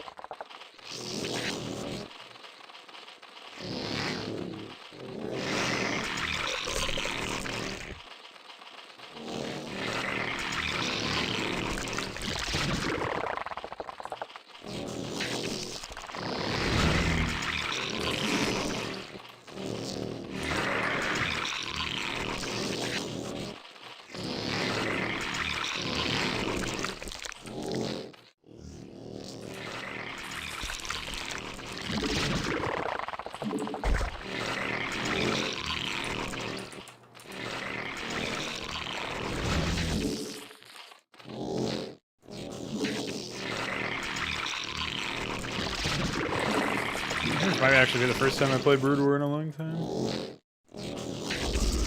This is like a prime spot for another hatchery too, but I decided to be an AI with my base layout, so.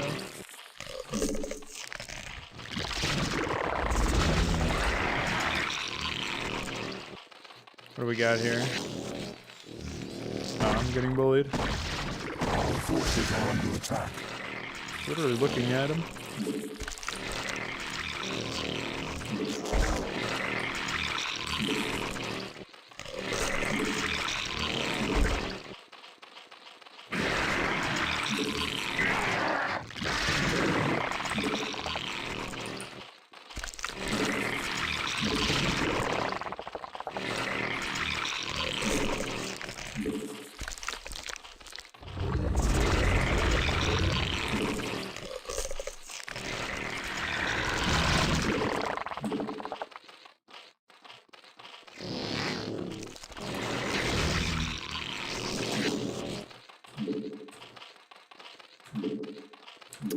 Oh, that's a hotkey conflict.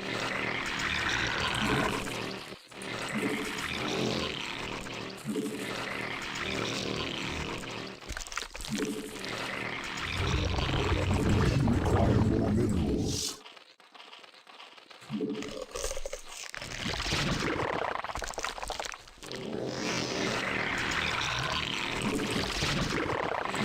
Require more minerals. Nice pass, IMO. Looks like he went like too fast.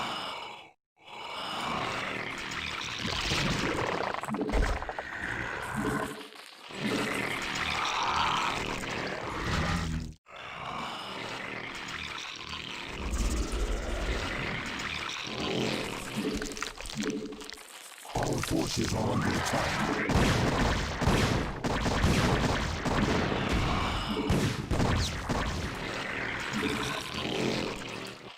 Spawn more overlords.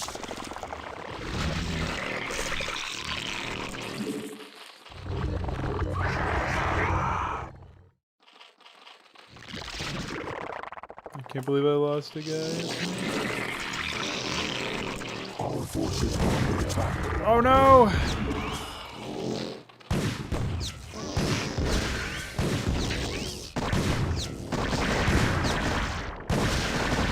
Utterly devastated.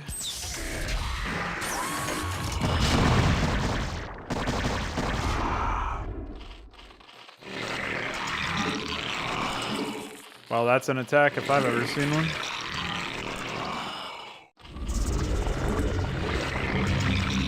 Granted, there was some action that happened without me even paying attention, so...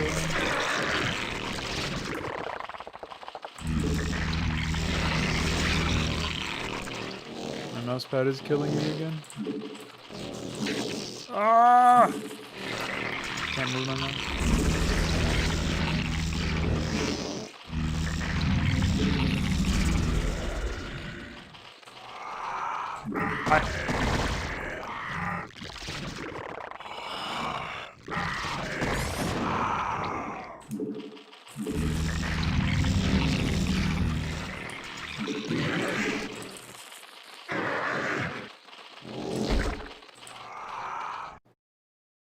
Wow, this AI must have fallen asleep or something. We've got units. We got +1 on one set of units.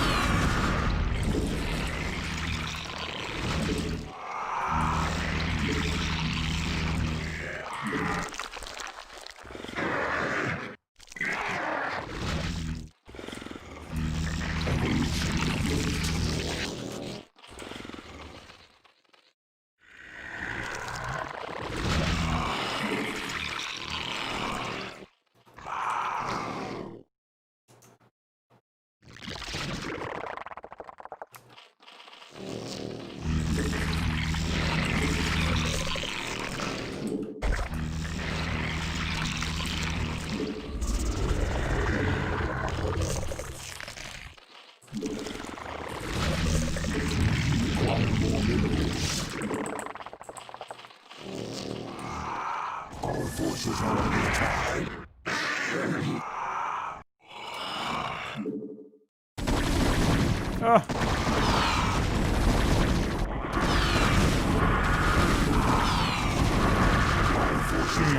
Maybe I should have gotten lurkers a little earlier.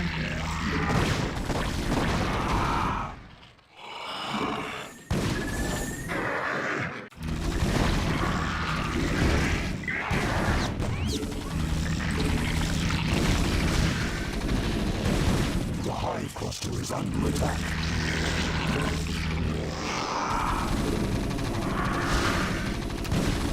Destroyed ammo.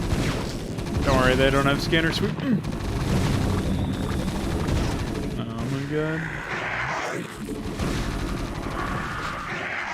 Can't believe I actually lost you. I mean, I can believe it. I was not paying any attention, playing like a lazy idiot. More or less fell asleep.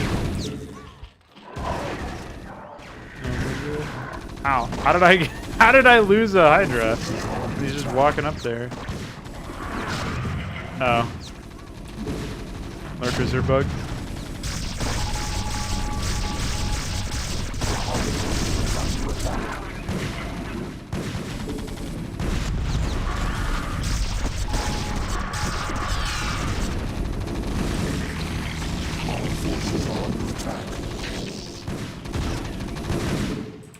Huh. I definitely wasn't expecting to see lurkers be bugged. You know what that is? That is a lack of speed upgrade or something in unit speed. Let's apply upgrade flags.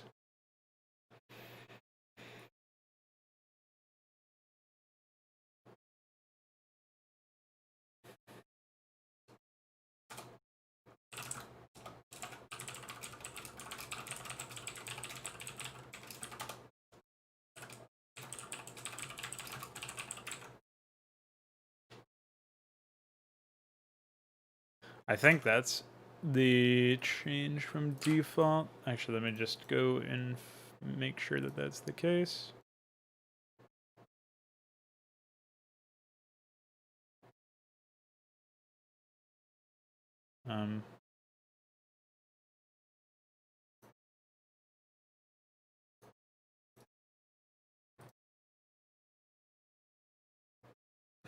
Anything will do, I think.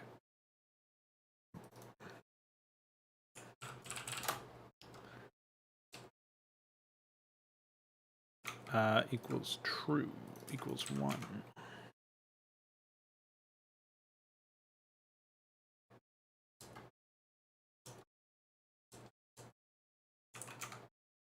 I wonder if that will do anything by itself.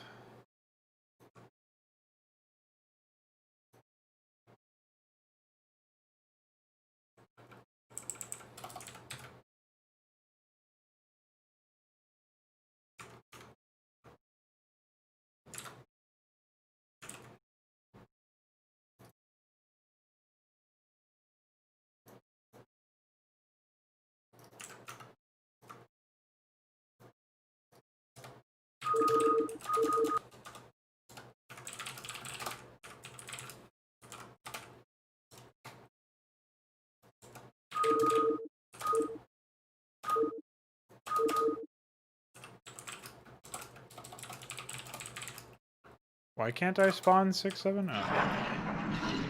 No, that did not help us. Although maybe I'm missing something else.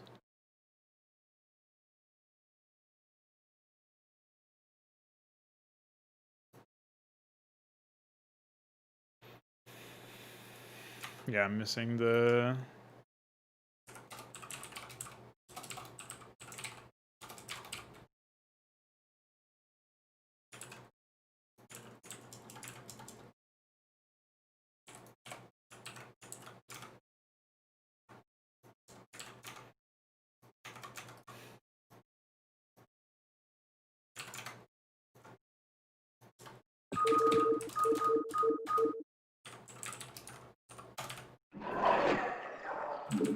Also missing of that, apparently.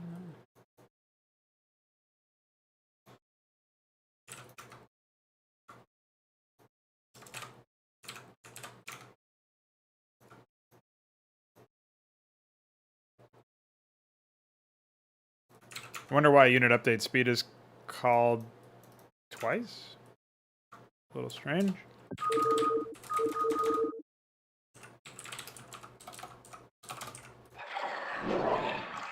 It still ain't working anyway, though, so what the fuck?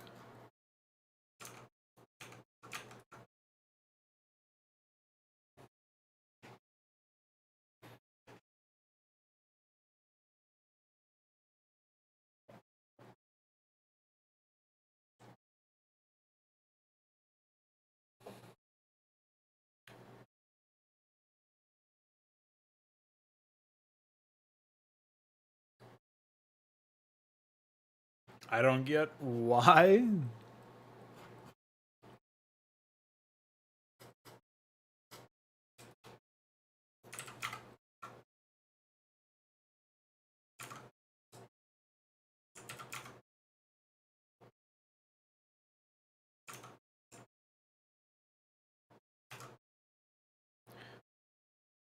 Oh.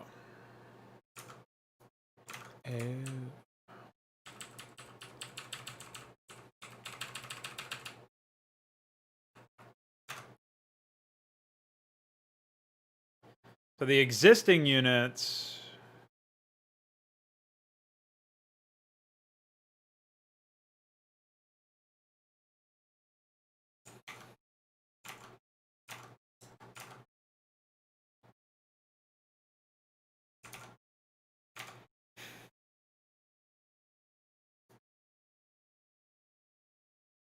Okay, so that's completely unrelated, apparently.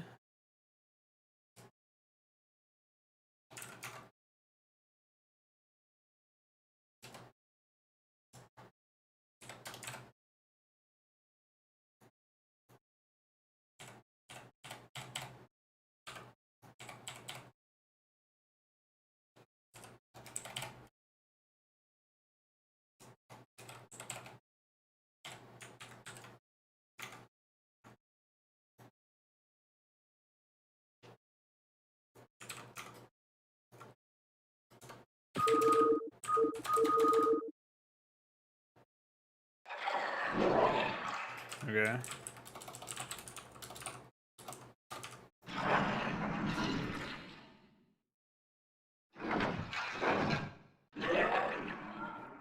So that's better. Back to vanilla. Just make sure that more lurkers actually work in the same way. Yeah. So we fixed that as well.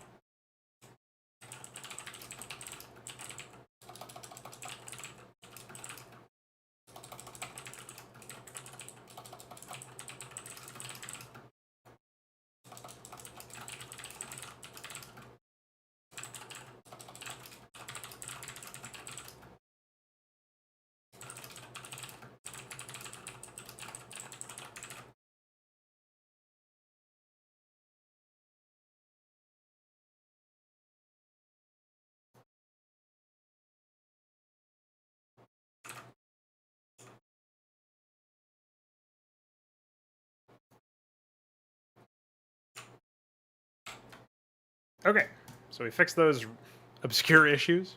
Pretty nice. And for whatever it's worth, I feel like we've been able to get a decent amount of small tweaks, but important ones to the AI. So.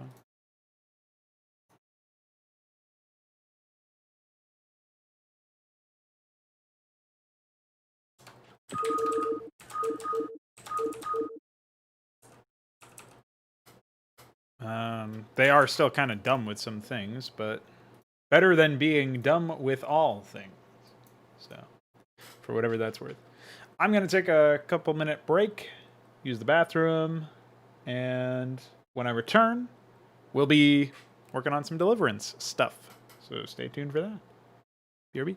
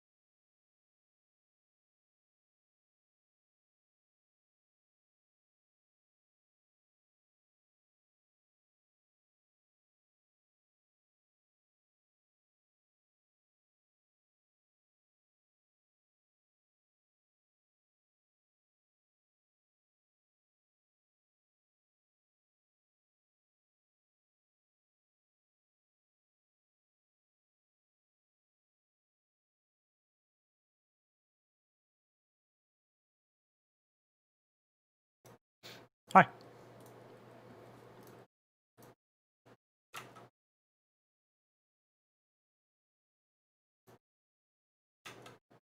All right, Visual Studio, calm down there.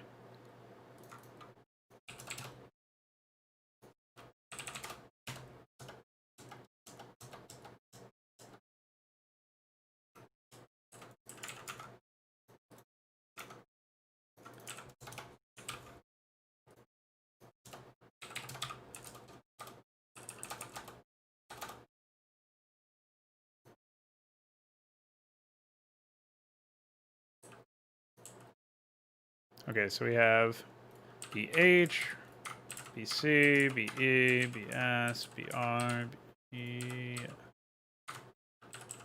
D, BV, BX. Okay, so that should be fixed. Be fixed. And here we have QRDC. Easy enough. There would be an E, A, C, B, E, S, R, T. Oh, does this still not have a cost? Wow. I don't know how that managed to slip by. S, R, T, X, C.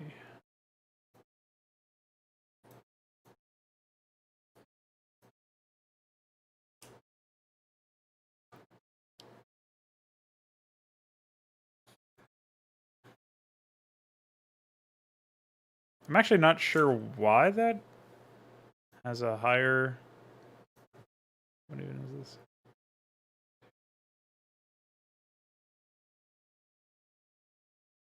A, E, R, D, S, R, B, F, C, T, G, D.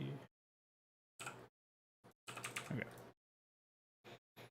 Yeah, as I was about to say, though, I don't know why I think the costs got messed up there. Stellar icon is 200 minerals, 100 gas. Unit ID 183. This is supposed to be 200, 100. With Astral Omen being 125, 150, and that's 184. 150. Yeah, that's weird, but it's okay, I guess.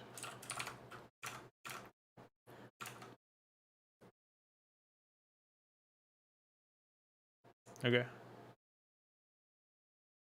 Close. All right. So we should actually be good. Well, I don't know why it took so long to copy that, but all right. We should actually be good now. I'll go ahead and post this update as well. So this will fix stellar icon and astral omen costs. Resolve hotkey conflict between Overlord, Iris, and Evolution Chamber.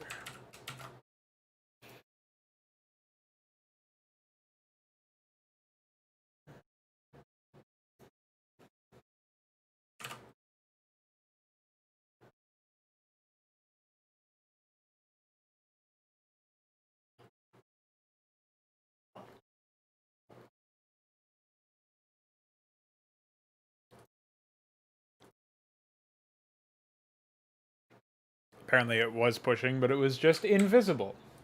Of course. What else would it be?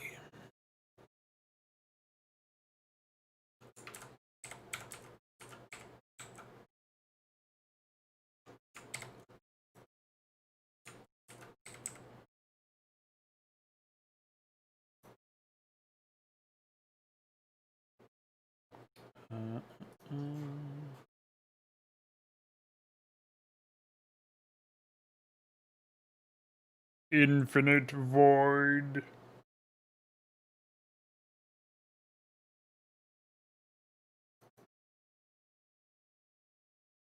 That's a song title, by the way.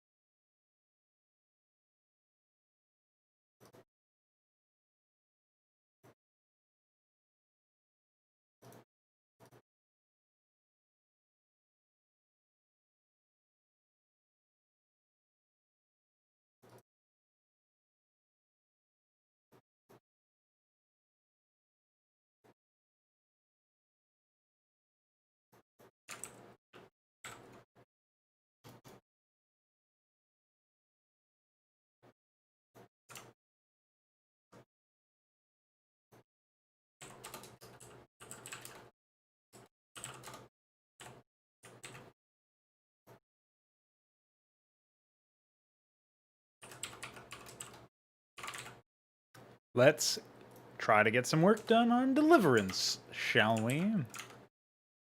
First thing I should take a look at is, of course, the planning document. We're going to be trying to get some work done on the Anvil, which I do have some write-ups here for. I can jump in and close all this stuff up for now.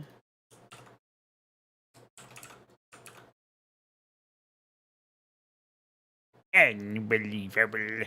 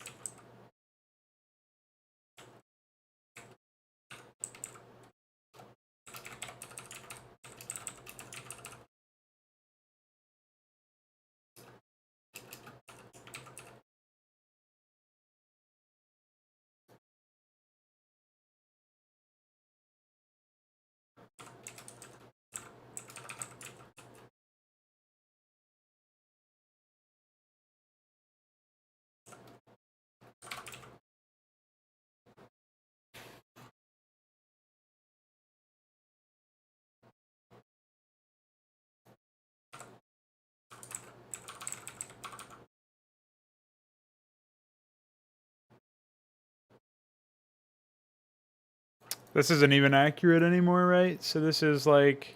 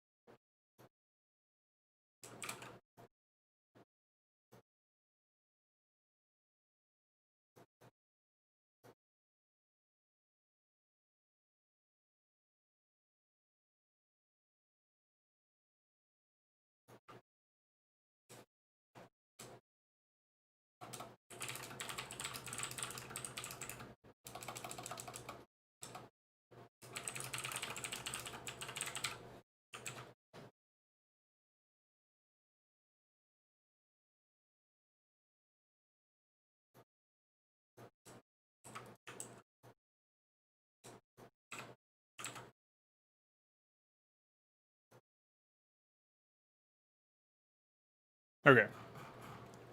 Taking care of that.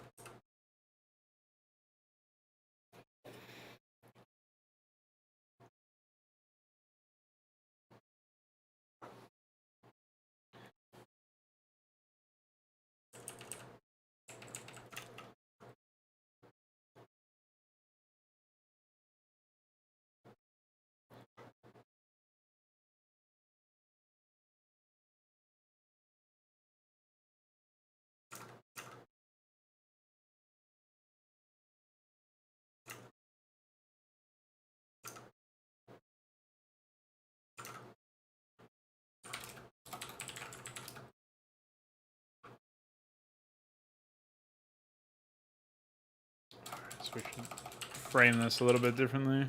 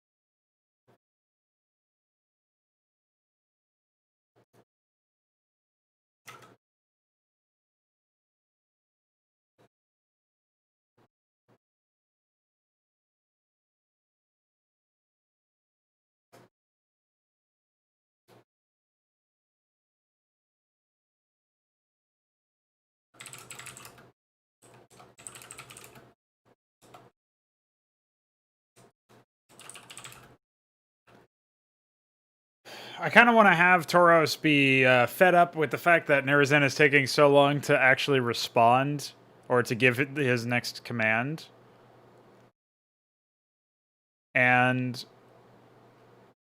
I want to be able to do that without it seeming like it's, the cliche waiting for this guy to show. Because again, even though Nerezen occupies this position as a character that is going to seem in opposition to our protagonist, there is animosity between them. I want it to feel somewhat reasonable there, where you look at what Nerezen is doing and you can see his side of things. It makes sense. It's not like Aldaris where it's just objectively retarded and dangerous. So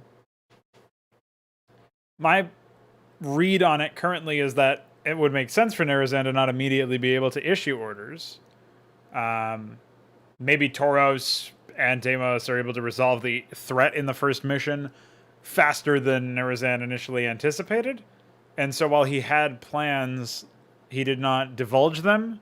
And them sitting idle in this moment could be a reflection of, like, the fact that Nerezen is perhaps too closeted and keeps his plans a little too close to the chest there. Doesn't really share his directives in full, only like piecemeal. Like this is a downside to that approach. And we could sort of hint at it here, and this may end up being something that becomes more impactful later on. Like this could be set up for like that trait that Nerezen has of being secretive.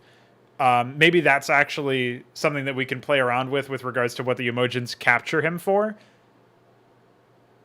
In essence, the Emojins capture him for his psionic capabilities, but I actually think it could be interesting to have the rest of the Protoss not really know that about Nerezen. I don't know. It's a little bit weird to make it that. But my thought process is, if we have a situation where Nerezen is captured and it could have been something like he was aware of it, but he didn't share it with anybody else for some reason or another. Maybe it's just the presence of the Emojins. Like maybe Nerezen actually knows about the Emojins prior to everybody else finding out about them in some way. Like the Judicators are aware of it, and by extension Nerezen as well. and Nerazan doesn't share that, or maybe they're aware of the motive behind the emotions. This actually makes sense too, because if you consider it this way, like Nerazan is telling the player, he's telling Tauros and Deimos and Asalamir, in the second mission, your objective is to go here and capture the Cerebra and bring it back to Scion for study. But if he knows that that's what the emotions are doing and he just hasn't let on, then he doesn't, like, it can start to be recontextualized as he's actually sending a huge force. Like, he's sending 3 Protoss warbands, right? He's sending Tauros, Deimos, and Asalamir to complete this task. And maybe there's only 2 Zerg broods there or something, right? Or maybe there are 3, but they're, like, relinquished from, or they're damaged and like from the previous battle. It could be the same broods, so they're under strength. And he, like, this could be overkill, and maybe some of these guys could be used somewhere else. But Nerazan knows that there's Terrans there. Nerazan knows that the Emojins have their sights set on the Cerebrid or something like that. And so Nerazan doesn't tell you why he's sending so many men, but he does send that many men. And then you get there and you realize, oh, there's another thing here. Like, it's a good thing that Nerazan sent this many men or whatever. So you can kind of start to set it up so that he's not providing as much information as he could. And in some cases, it leads to, like, delays, like what we'll talk about at the beginning of this briefing, where Tauros and Deimos are sitting idle for some amount of time, not a huge amount of time, but some amount of time. And then they get to the point where, like, they are not like we capitalize on it. Like, as soon as we're talking about the fact that Tauros, or, you know, the ground troops, Tauros and Deimos or whatever, these field lieutenants don't actually understand what Nerazan's plan actually is in full, and Nerazan is not forthcoming with that information. We established that here, right? We kind of already hinted at it in the briefing anyway of the first mission, because it's one of those situations where I don't know, I might even go back into the draft of the first briefing, and there's an old line that I had where Deimos actually asks for information about what the plan is. And Nerazan just says, focus on the task at hand. Like, that was in the original briefing years and years ago. So I could see a world where I could, like, work that line in, or maybe since the briefing is already pretty at capacity, one of the things that I could do in the first mission in the middle of gameplay is I could have a very short exchange between Deimos and Tauros, where Tauros will say, like, he might ask about the plans, like, that the Judicator has, and Deimos may say, like, nervously say, I don't really know what's going on, you know. Nerazan did not tell me. I was not graced with that information or whatever. He would have some response like that. And then, you know, this is just information for the player to muse on, really. It's not, like, super important information. But it's like a character establishing that this is just how Nerazan acts. This is his MO. He's juggling a bunch of things mentally, and he's only giving people information that he thinks that they can use to their benefit. So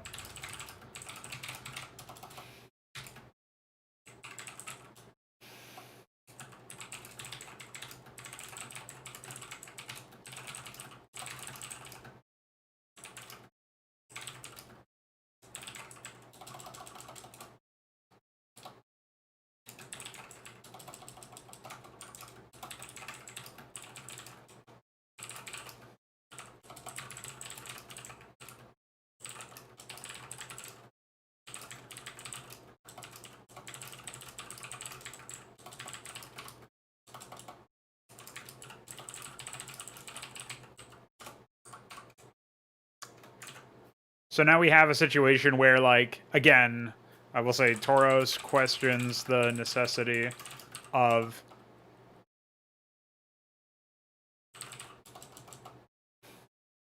deploying so many warriors to deal with understrength broods, but Nerazan insists. So this is like where we're not really clued into his plan, right?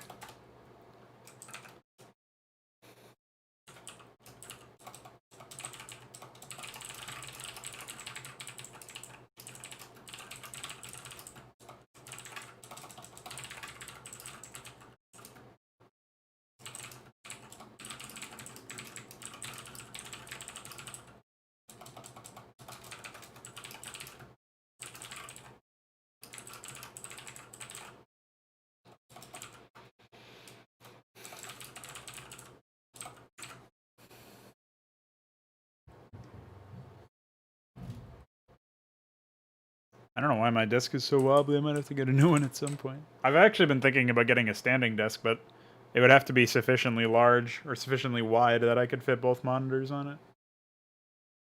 And then I could just have like a nightstand or something to hold my waters and stuff.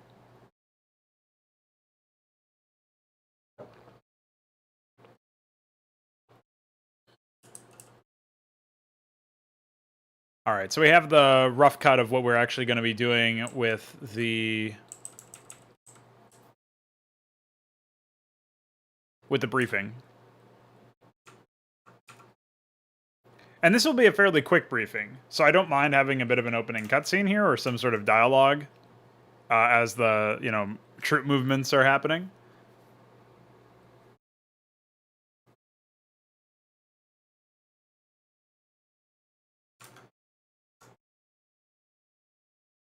What is the map size of the first map?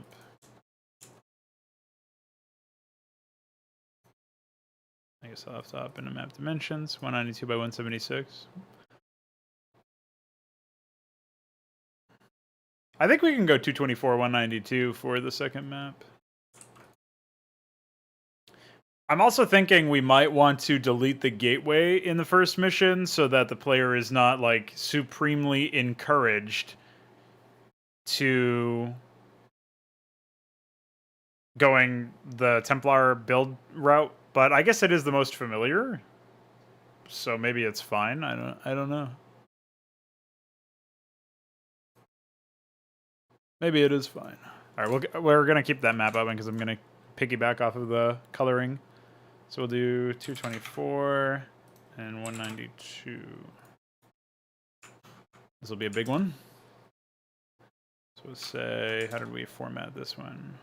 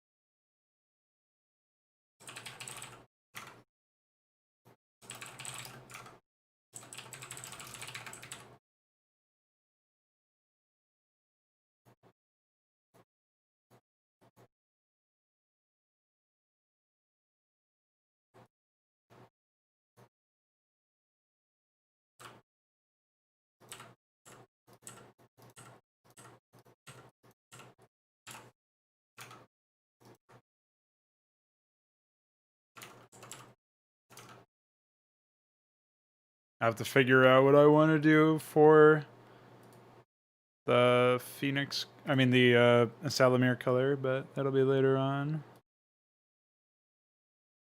So we've got 40, 38, 69. And I don't know what I want to do for the emojis.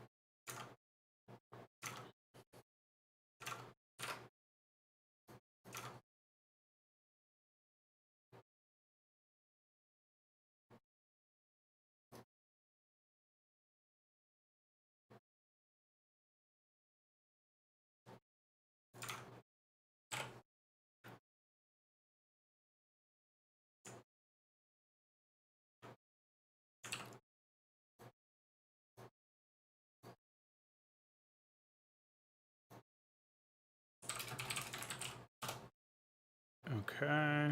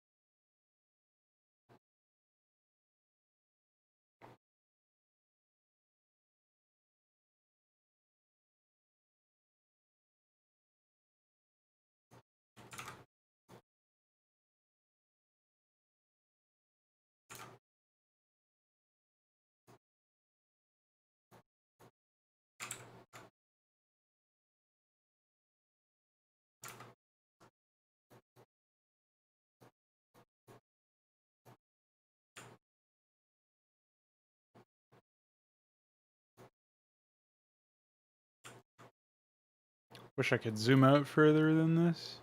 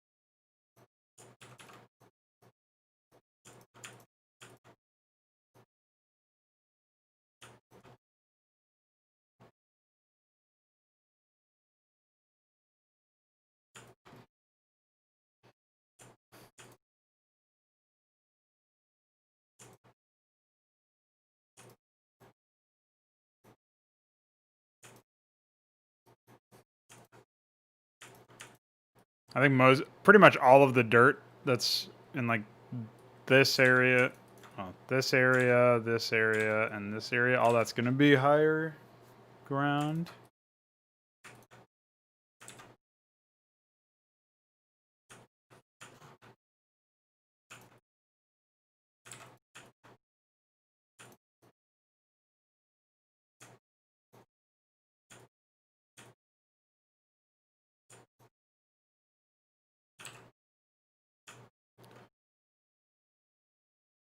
Right now, what I'm thinking is we're probably...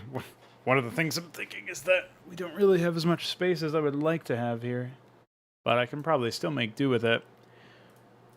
Probably I'm going to have Githroki over here with the Emojin task force appearing like mid-right-ish, somewhere around here, probably. And there'll be some contesting between these and Githroki. Player will probably be around here.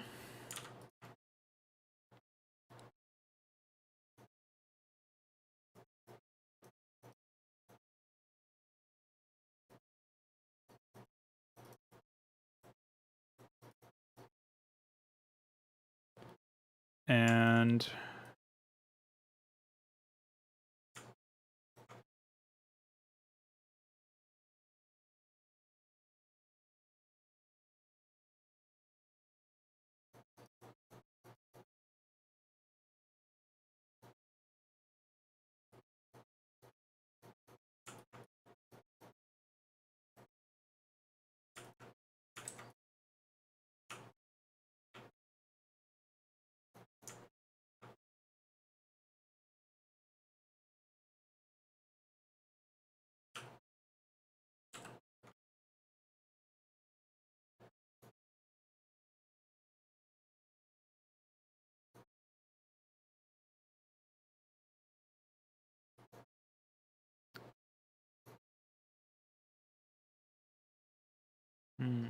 do I want to stick the player on the high ground for this mission at the beginning? I'm not so sure about that one. If Githroki's over here, we also have room to stuff like another Zerg over here. That would be like weak. Well, not necessarily weak, but just... Yeah, I don't know.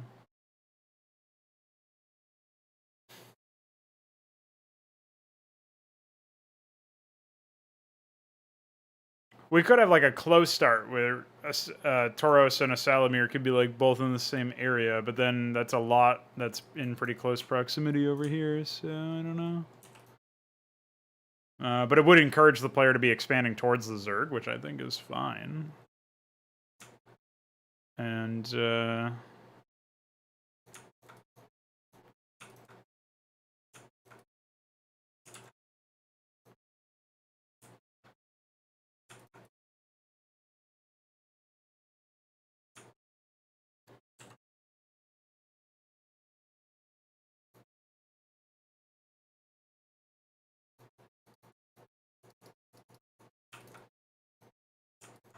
this will probably end up being a swamp area.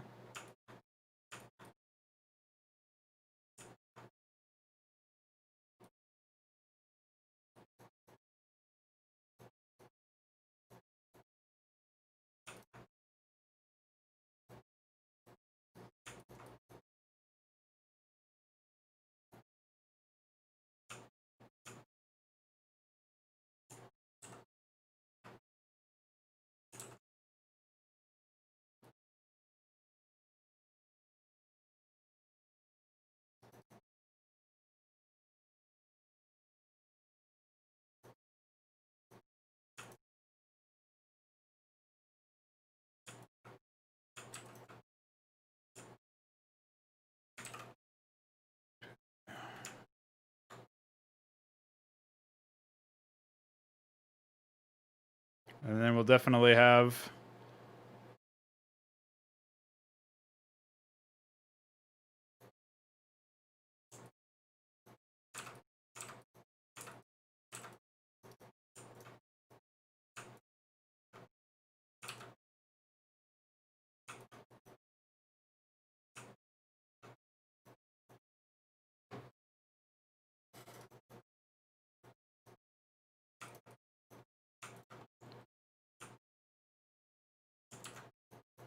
It's going to be a lot of verticality in this level, which is nice.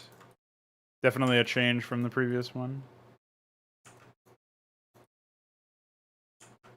Gonna have like a nice little valley over here as well. It'll be plenty of small areas here and there to jump up and jump down.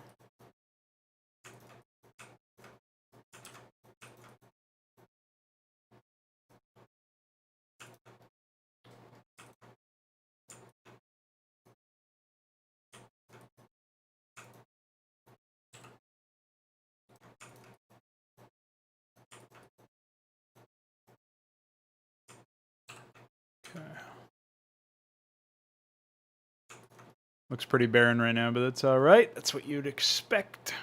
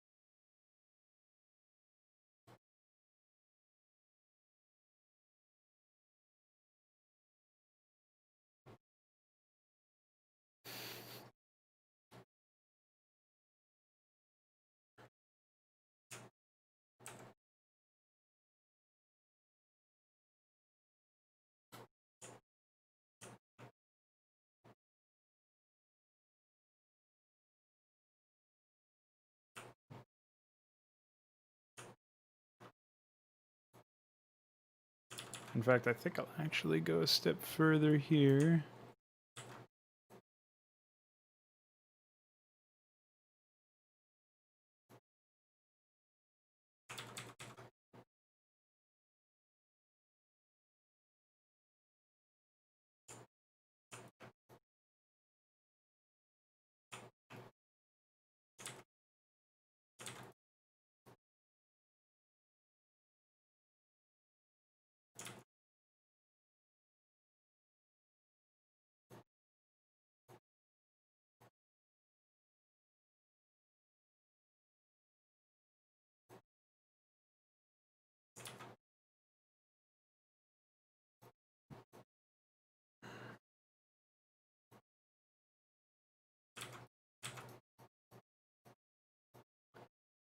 I guess I should have made the default tile jungle instead of dirt, but that's all right.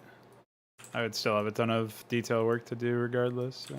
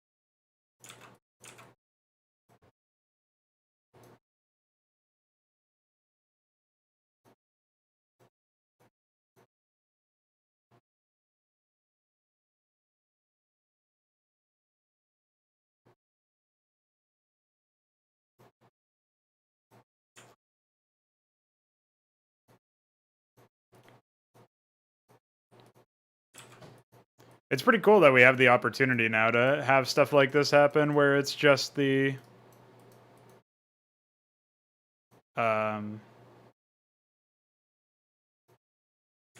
it's like straight up you've got jungle as the de facto tile. Definitely gives it a distinct feel.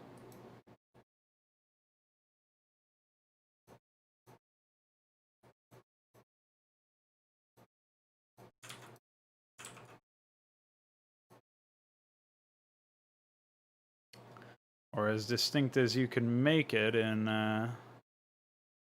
this sort of context.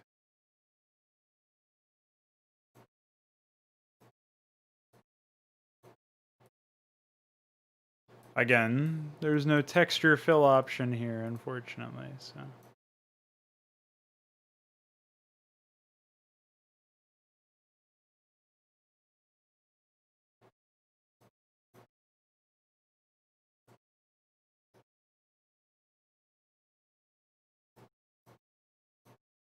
I just realized something that's going to be really nice for engine development in the future is, unironically, it will be really useful to see what people look for in their tools when they're doing map craps. Because that's when it's like, I just want to do this fast. And you really, like, you can really see the... You put your tools through your paces there. That's like a stress test of trying to do something as efficiently as possible, basically.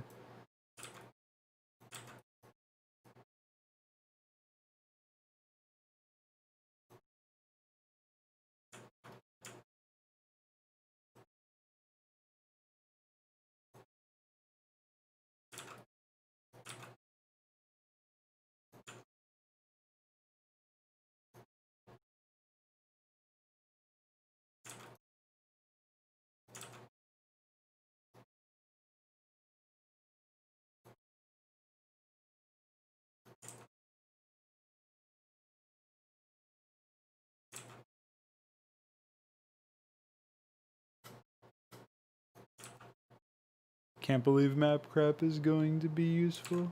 SMH. Nobody would have ever guessed.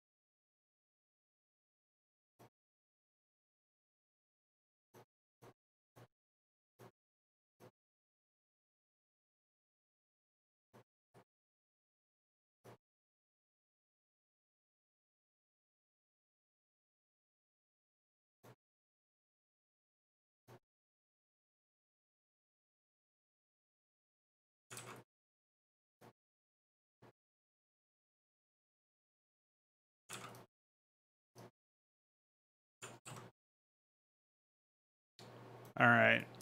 We got something going on here. Let's grab some start locations. You. Glad I changed that. That makes sense.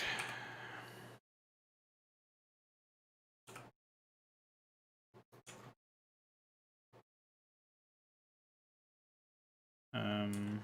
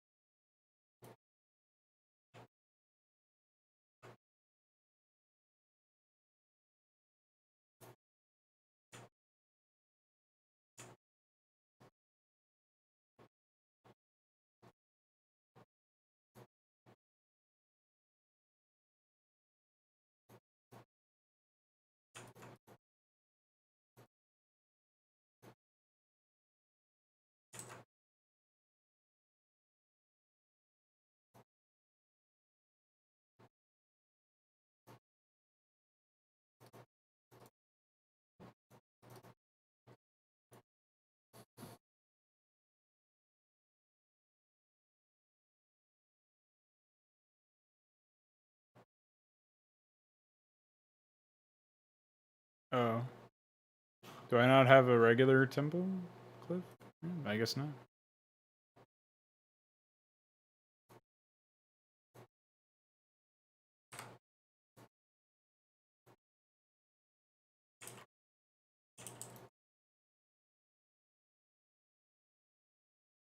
I could have sworn I did. But I guess I'm wrong. Huh. Who would have guessed?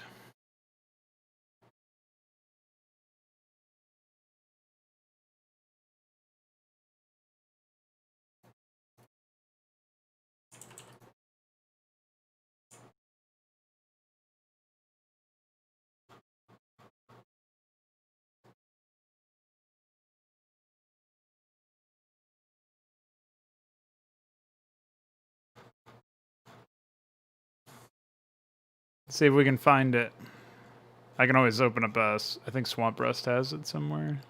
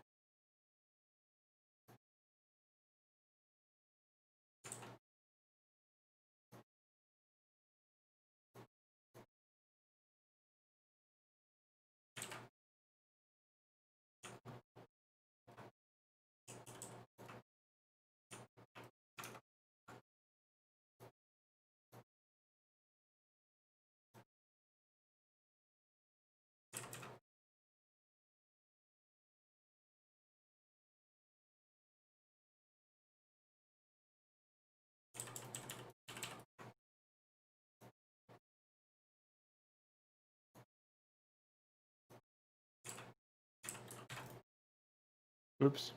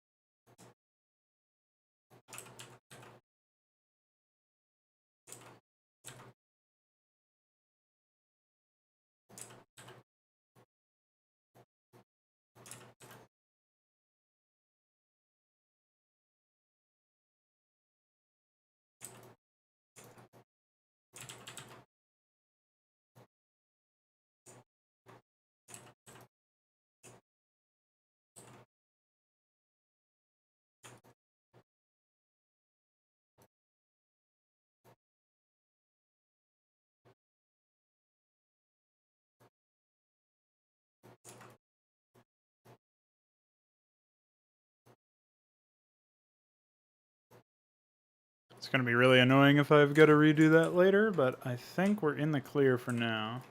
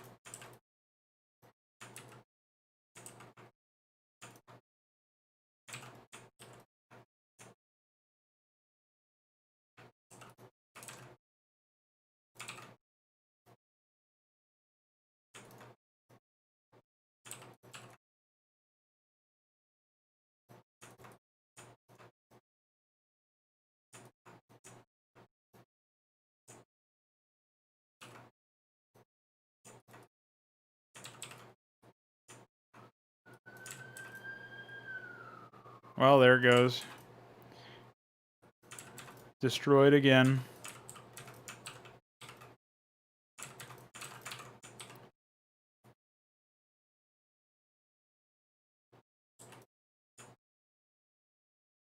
In a world where we had advanced workers, I might even theory craft a way to decide, hey, I'll just put some minerals down here and tell the player to go fuck themselves. But that seems a little rude. You know what I mean?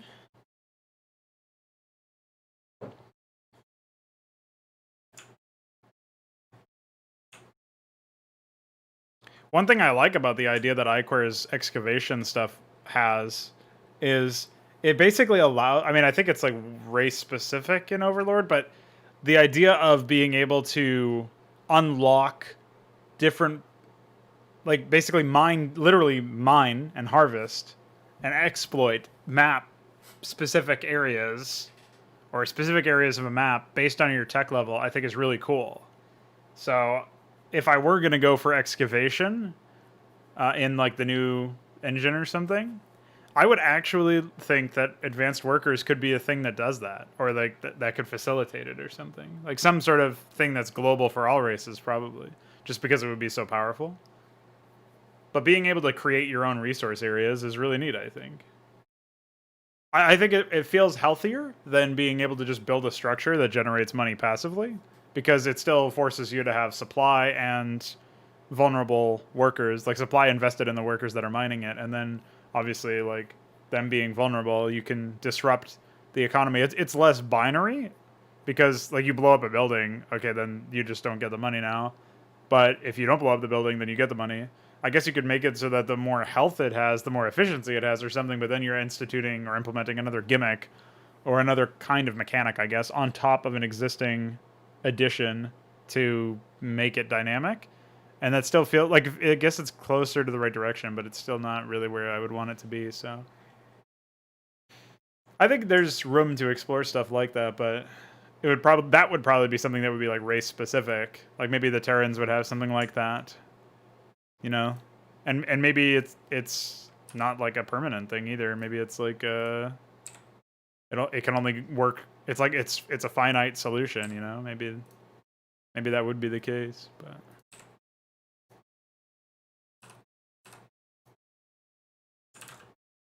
Sure, everybody and their mother will love this expansion, man. Just look at it, man. Just look with your eyes.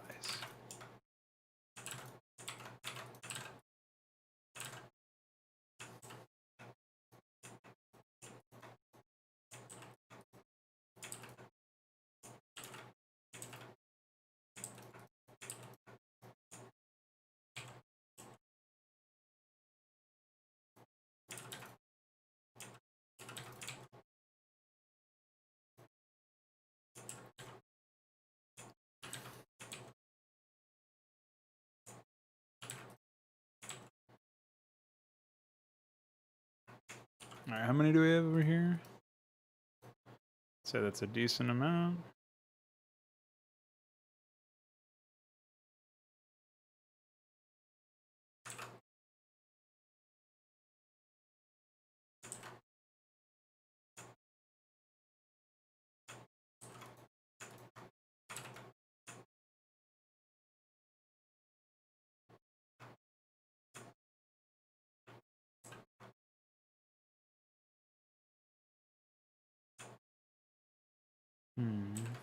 Not crazy about this current layout. I think it would probably be a bit healthier if we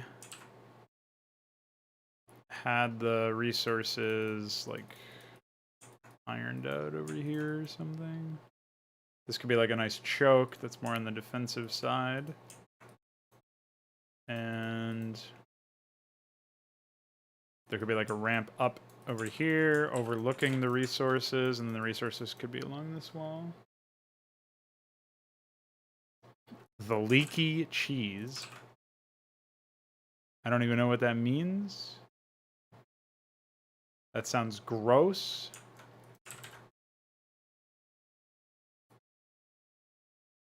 Don't say that.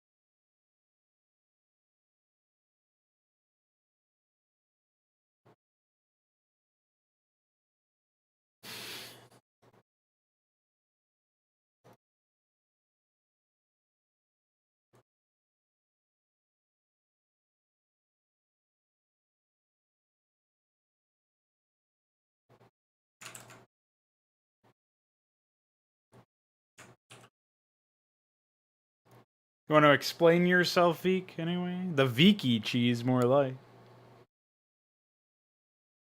The map looks a little bit like cheese with holes. That's Swiss cheese. Swiss. It's a country, Switzerland. They make cheese that has holes. The leaky cheese. Yeah, that would be a translator error.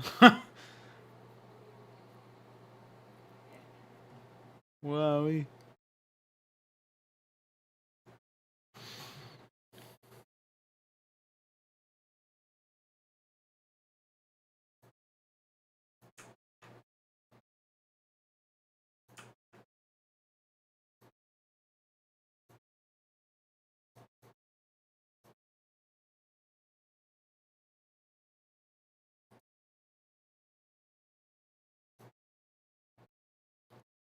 I like the subtlety of pushing this more towards the where the other ramps will be. So it's like, if I want to protect that, I'm gonna have to actually position my units around. I mean, it's an AI who's going to be in control of the space, so it's unlikely to actually manifest in anything like that. But a man can dream.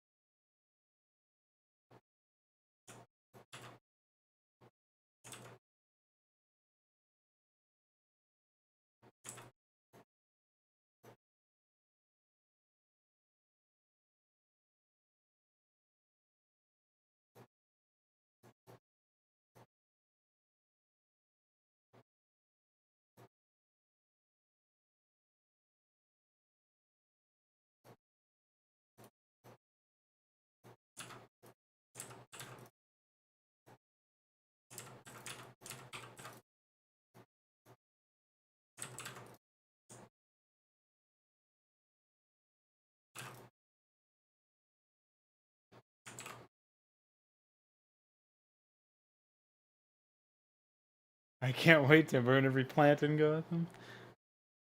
Yeah. Yeah, tool dev is certainly useful, but I'm sure you're itching to actually use some of the tools that you've been making, right?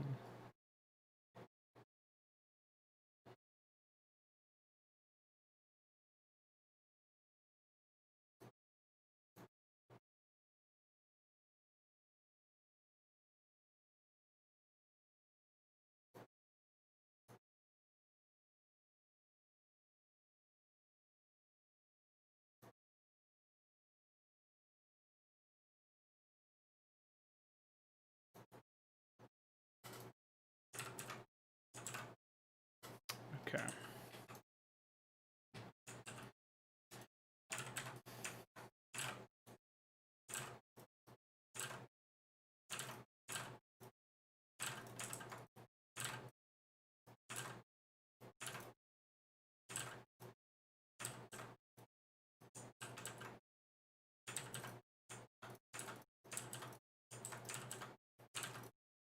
Whoa.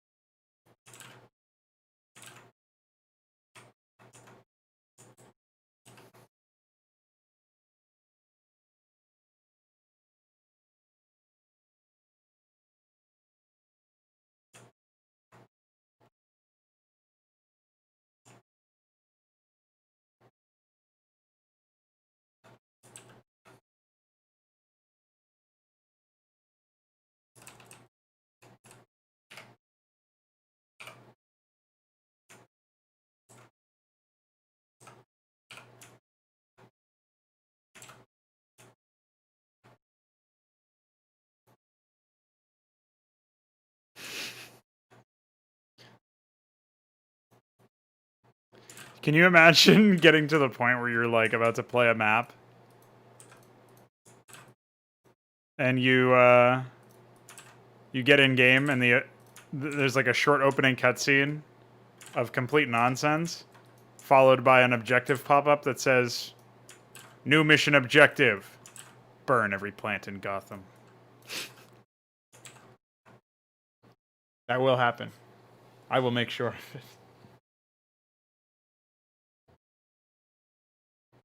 When we have non-full toilet map crap again, that will occur.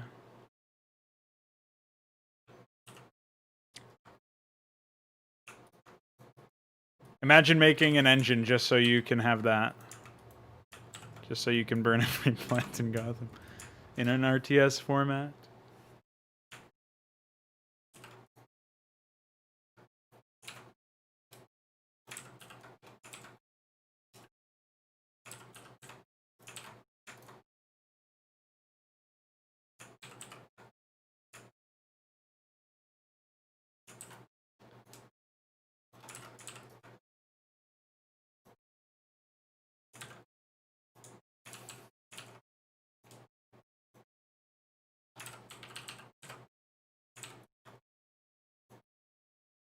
Good one.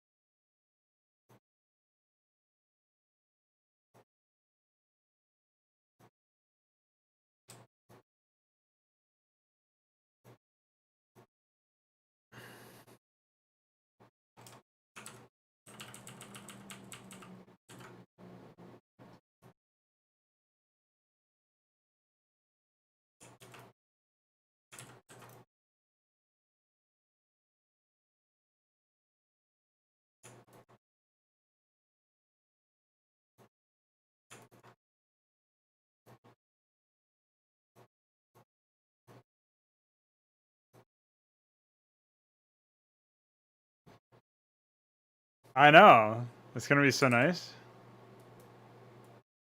We need urban tile set. I very much look forward to that. Gotham tile set, by the way. I still can't believe that's an actual line, though. He actually says, "I burn every plant in Gotham."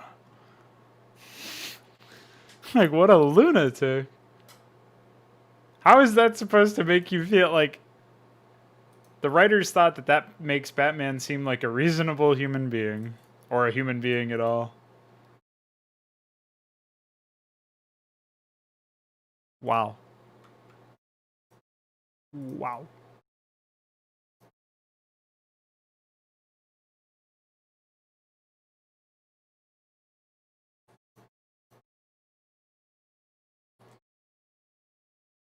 Yeah, I know.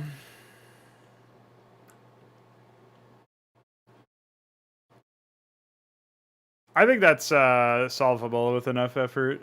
Really, that's what we need, though. We need it. Some fucking manly man artist who will come in and save our souls.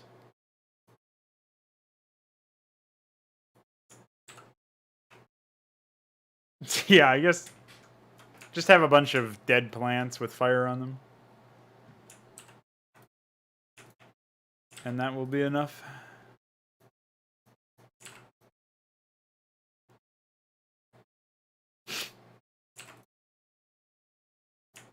Completely unreasonable.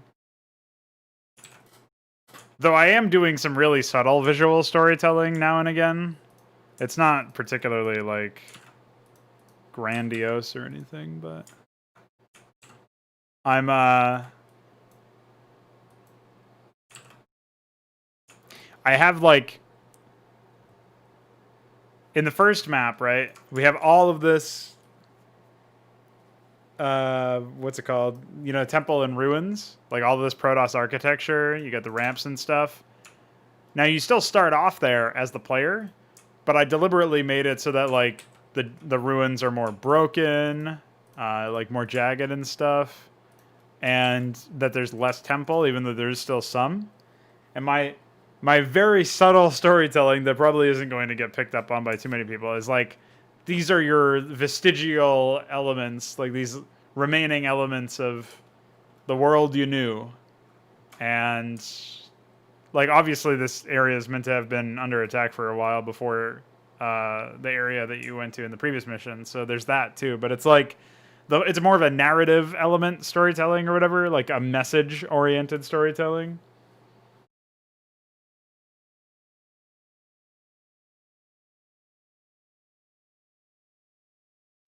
Yeah, I don't know. You kind of have to just, unfortunately, you kind of have to settle for shit when it comes to this stuff, but what are you gonna do? Oh, right, we're gonna make our own engine. Forgot about that.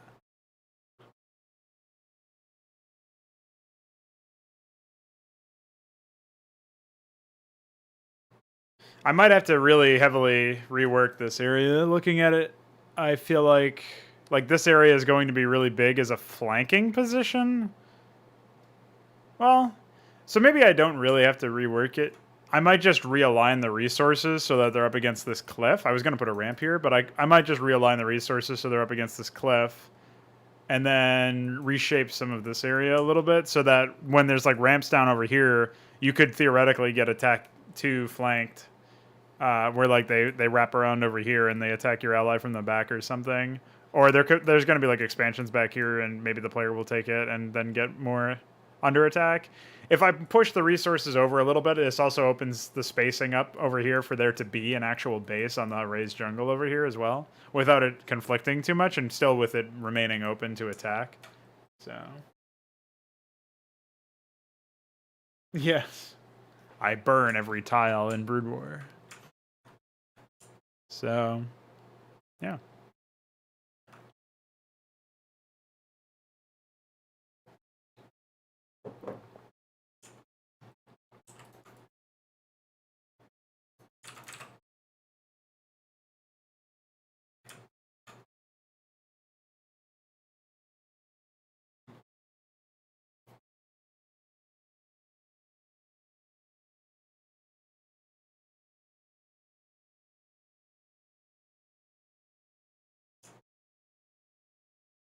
Guess I could also have like a north-facing ramp over here, so this could be a cut-through area, but I don't know. There's not really a huge amount of build space for a Salamir in this map. But he has access to this whole huge area down here, and there's only going to be like maybe 2 bases max, probably only 1 down there, so I think he'll have room. It's really crazy to me, though, that like even in an environment where I have... This map is 224 by 192, and it feels really small. So I guess it's because we have 7 players in this particular map. I might end up removing one of the Zergs, but then you've got 3 Protoss players, so maybe I could replace one of the Zergs with an extra Terran player or something. I don't know. But yeah, I unironically wish we could have map sizes greater than 256 right now. I don't know that this second map would be that big, but the biggest problem is that sense of scale. I have this like, it's probably a fault. It's definitively, absolutely a faulty assumption that each map that precedes it, or like as the campaign increases in scale, you should also increase the map sizes. But I wish I had the freedom to have that as a general rule. It's just that we started with like 192 by 176 or something. What is this map size? Yeah, 192 by 176. So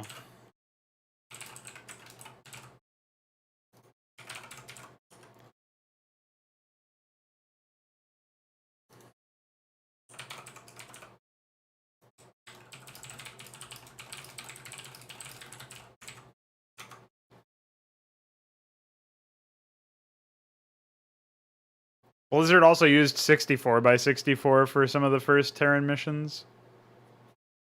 In case you were wondering.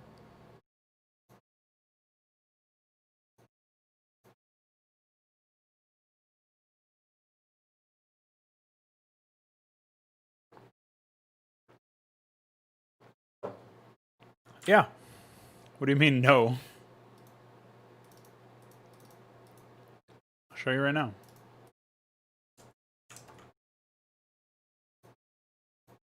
.64 by 64, Terran 01. Obviously, that means tutorial is also 64 by 64. Yep. 64 by 64, Terran 02.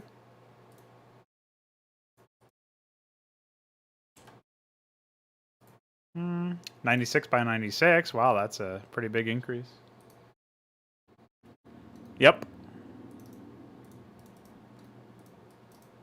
Zergo 1 is 64 by 64.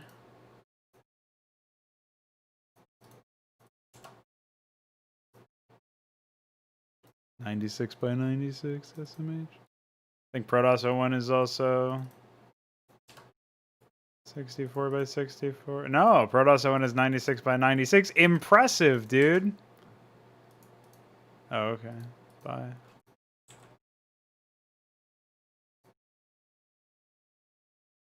Can't believe they defaulted to that.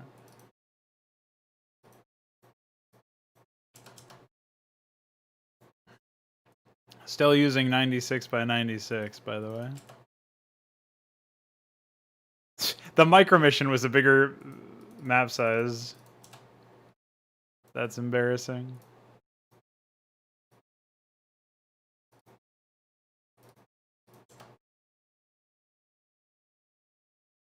I honestly can't believe how tiny some of these maps are. It's insane. So yeah.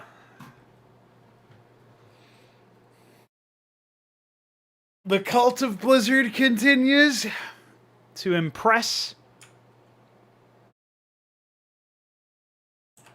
The need for education, among other things.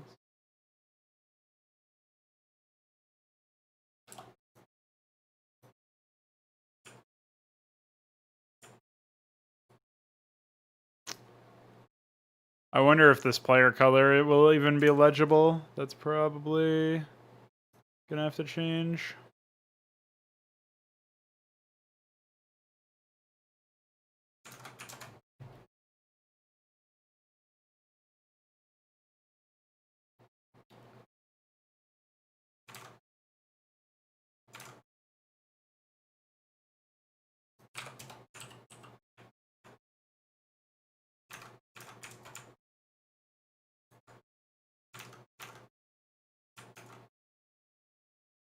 Oh, I had already made the Zerg goldenrod, so they were literally the same color. That was my stupidity right there.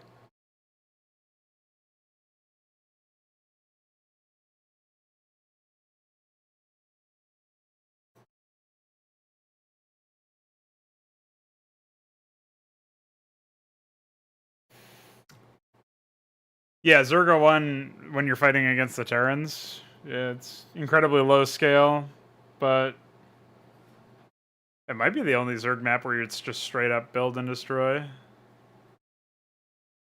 Even the final mission is about, like, moving a crystal to the site of a single structure's death. So you kill a single structure and then move to a crystal or something, or move a crystal to it. The map before that is getting a crystal. Map before that is that Dark Templar gimmick map. Map before that is... Oh no! So the culling is a map where you're just straight up build and destroying a Zerg player, but he's literally brain dead. So, not sure if that counts. You also don't start with a base, so it's pretty dumb. I guess you could call that a gimmick. But map before that is when you're dealing with the Protoss. You have build and destroy against Protoss, but then at the end you have to bring Kerrigan to beacon or to the middle of the map. And then move the overlord away because LOL, LOL, LOL, LOL, LOL, by the way.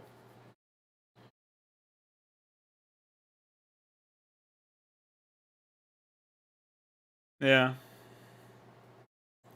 And then before that, it's you protecting the chrysalis. Before that, it's you protecting the chrysalis. Before that, it's the map that you fight Protoss and you just move the Zerg drone to the beacon.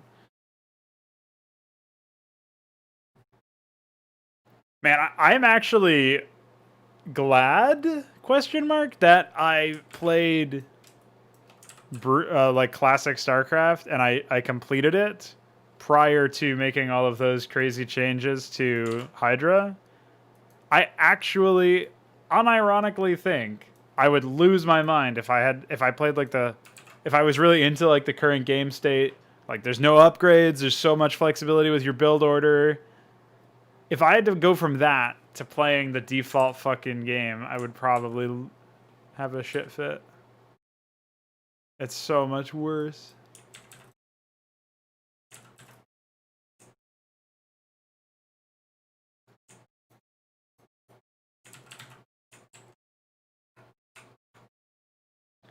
So I guess at least there's that. I like just slotting in HYDRA's game state and AI into the default campaign. Like you want to talk about a low effort makeover, but that would actually improve the experience by 1,000,000-fold, I feel like. Yeah, I mean, we're gonna scrap them when we have enough unit IDs to make new units for every single tier, but at least that's like the current idea that I have got for them. Because I don't like that they exist at all, but can't really fix that right now. All right, so let me make the changes I was just talking about making earlier.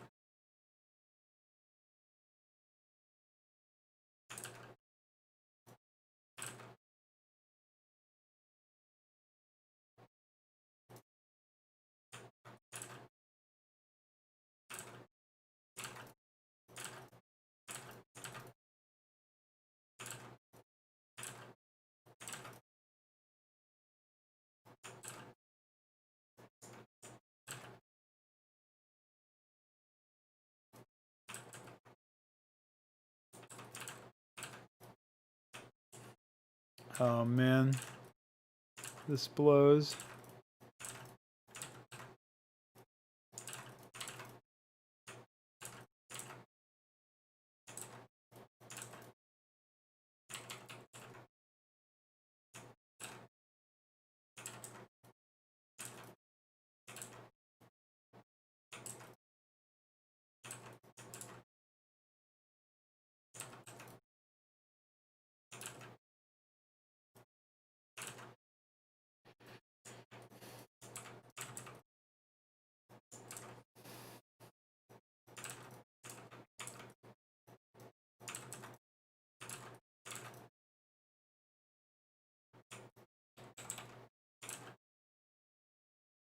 Dude, what is wrong with this mouse?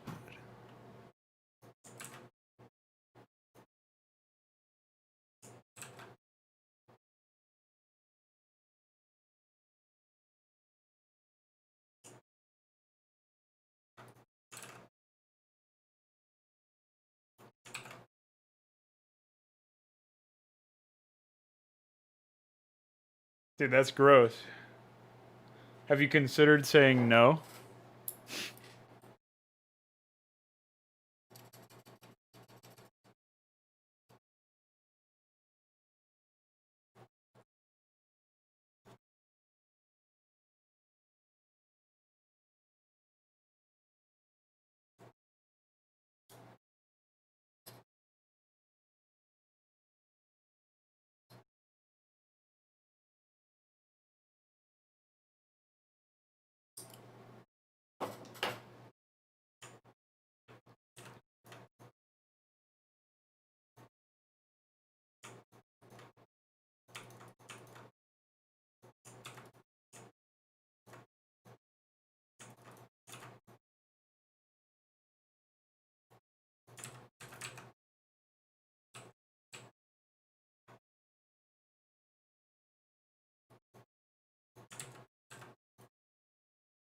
Okay.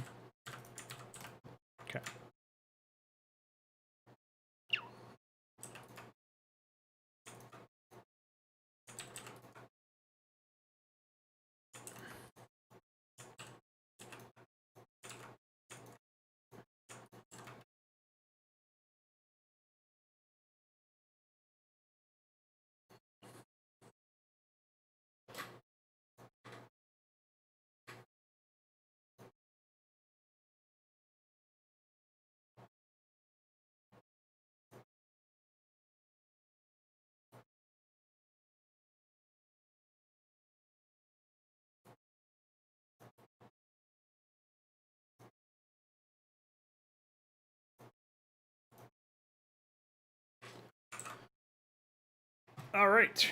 So, some good progress.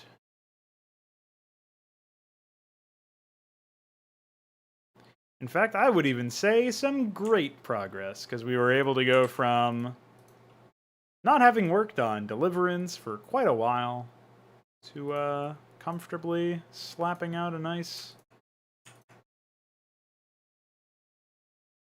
amount of progress on a map.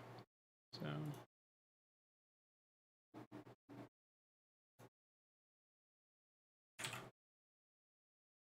I'll take that. That is epic.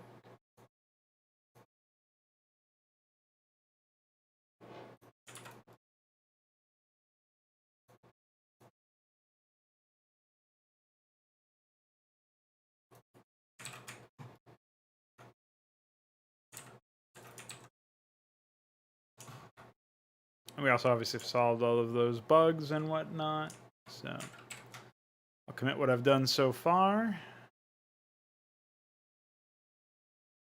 I don't actually remember what I did here. Yawn. Oh yeah, reset. Yeah. And tech. Great.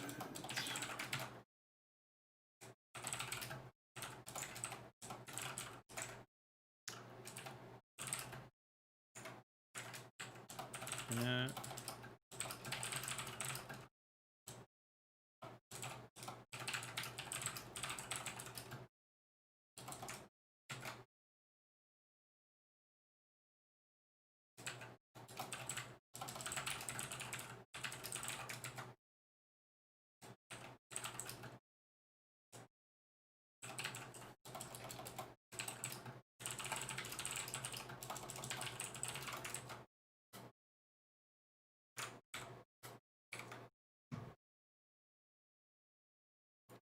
Well, would you believe it? We managed to do it.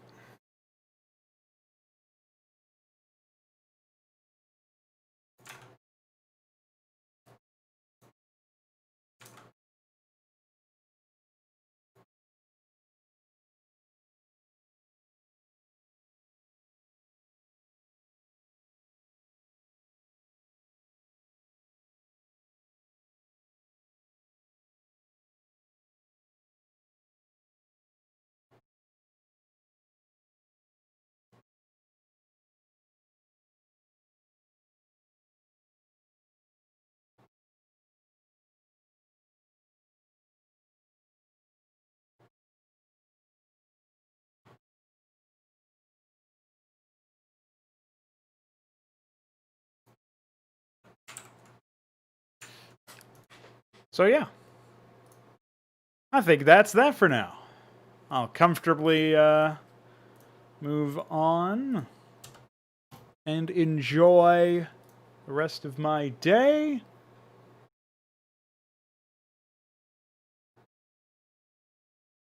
Yeah, you might consider saying no. Yeah, no kidding.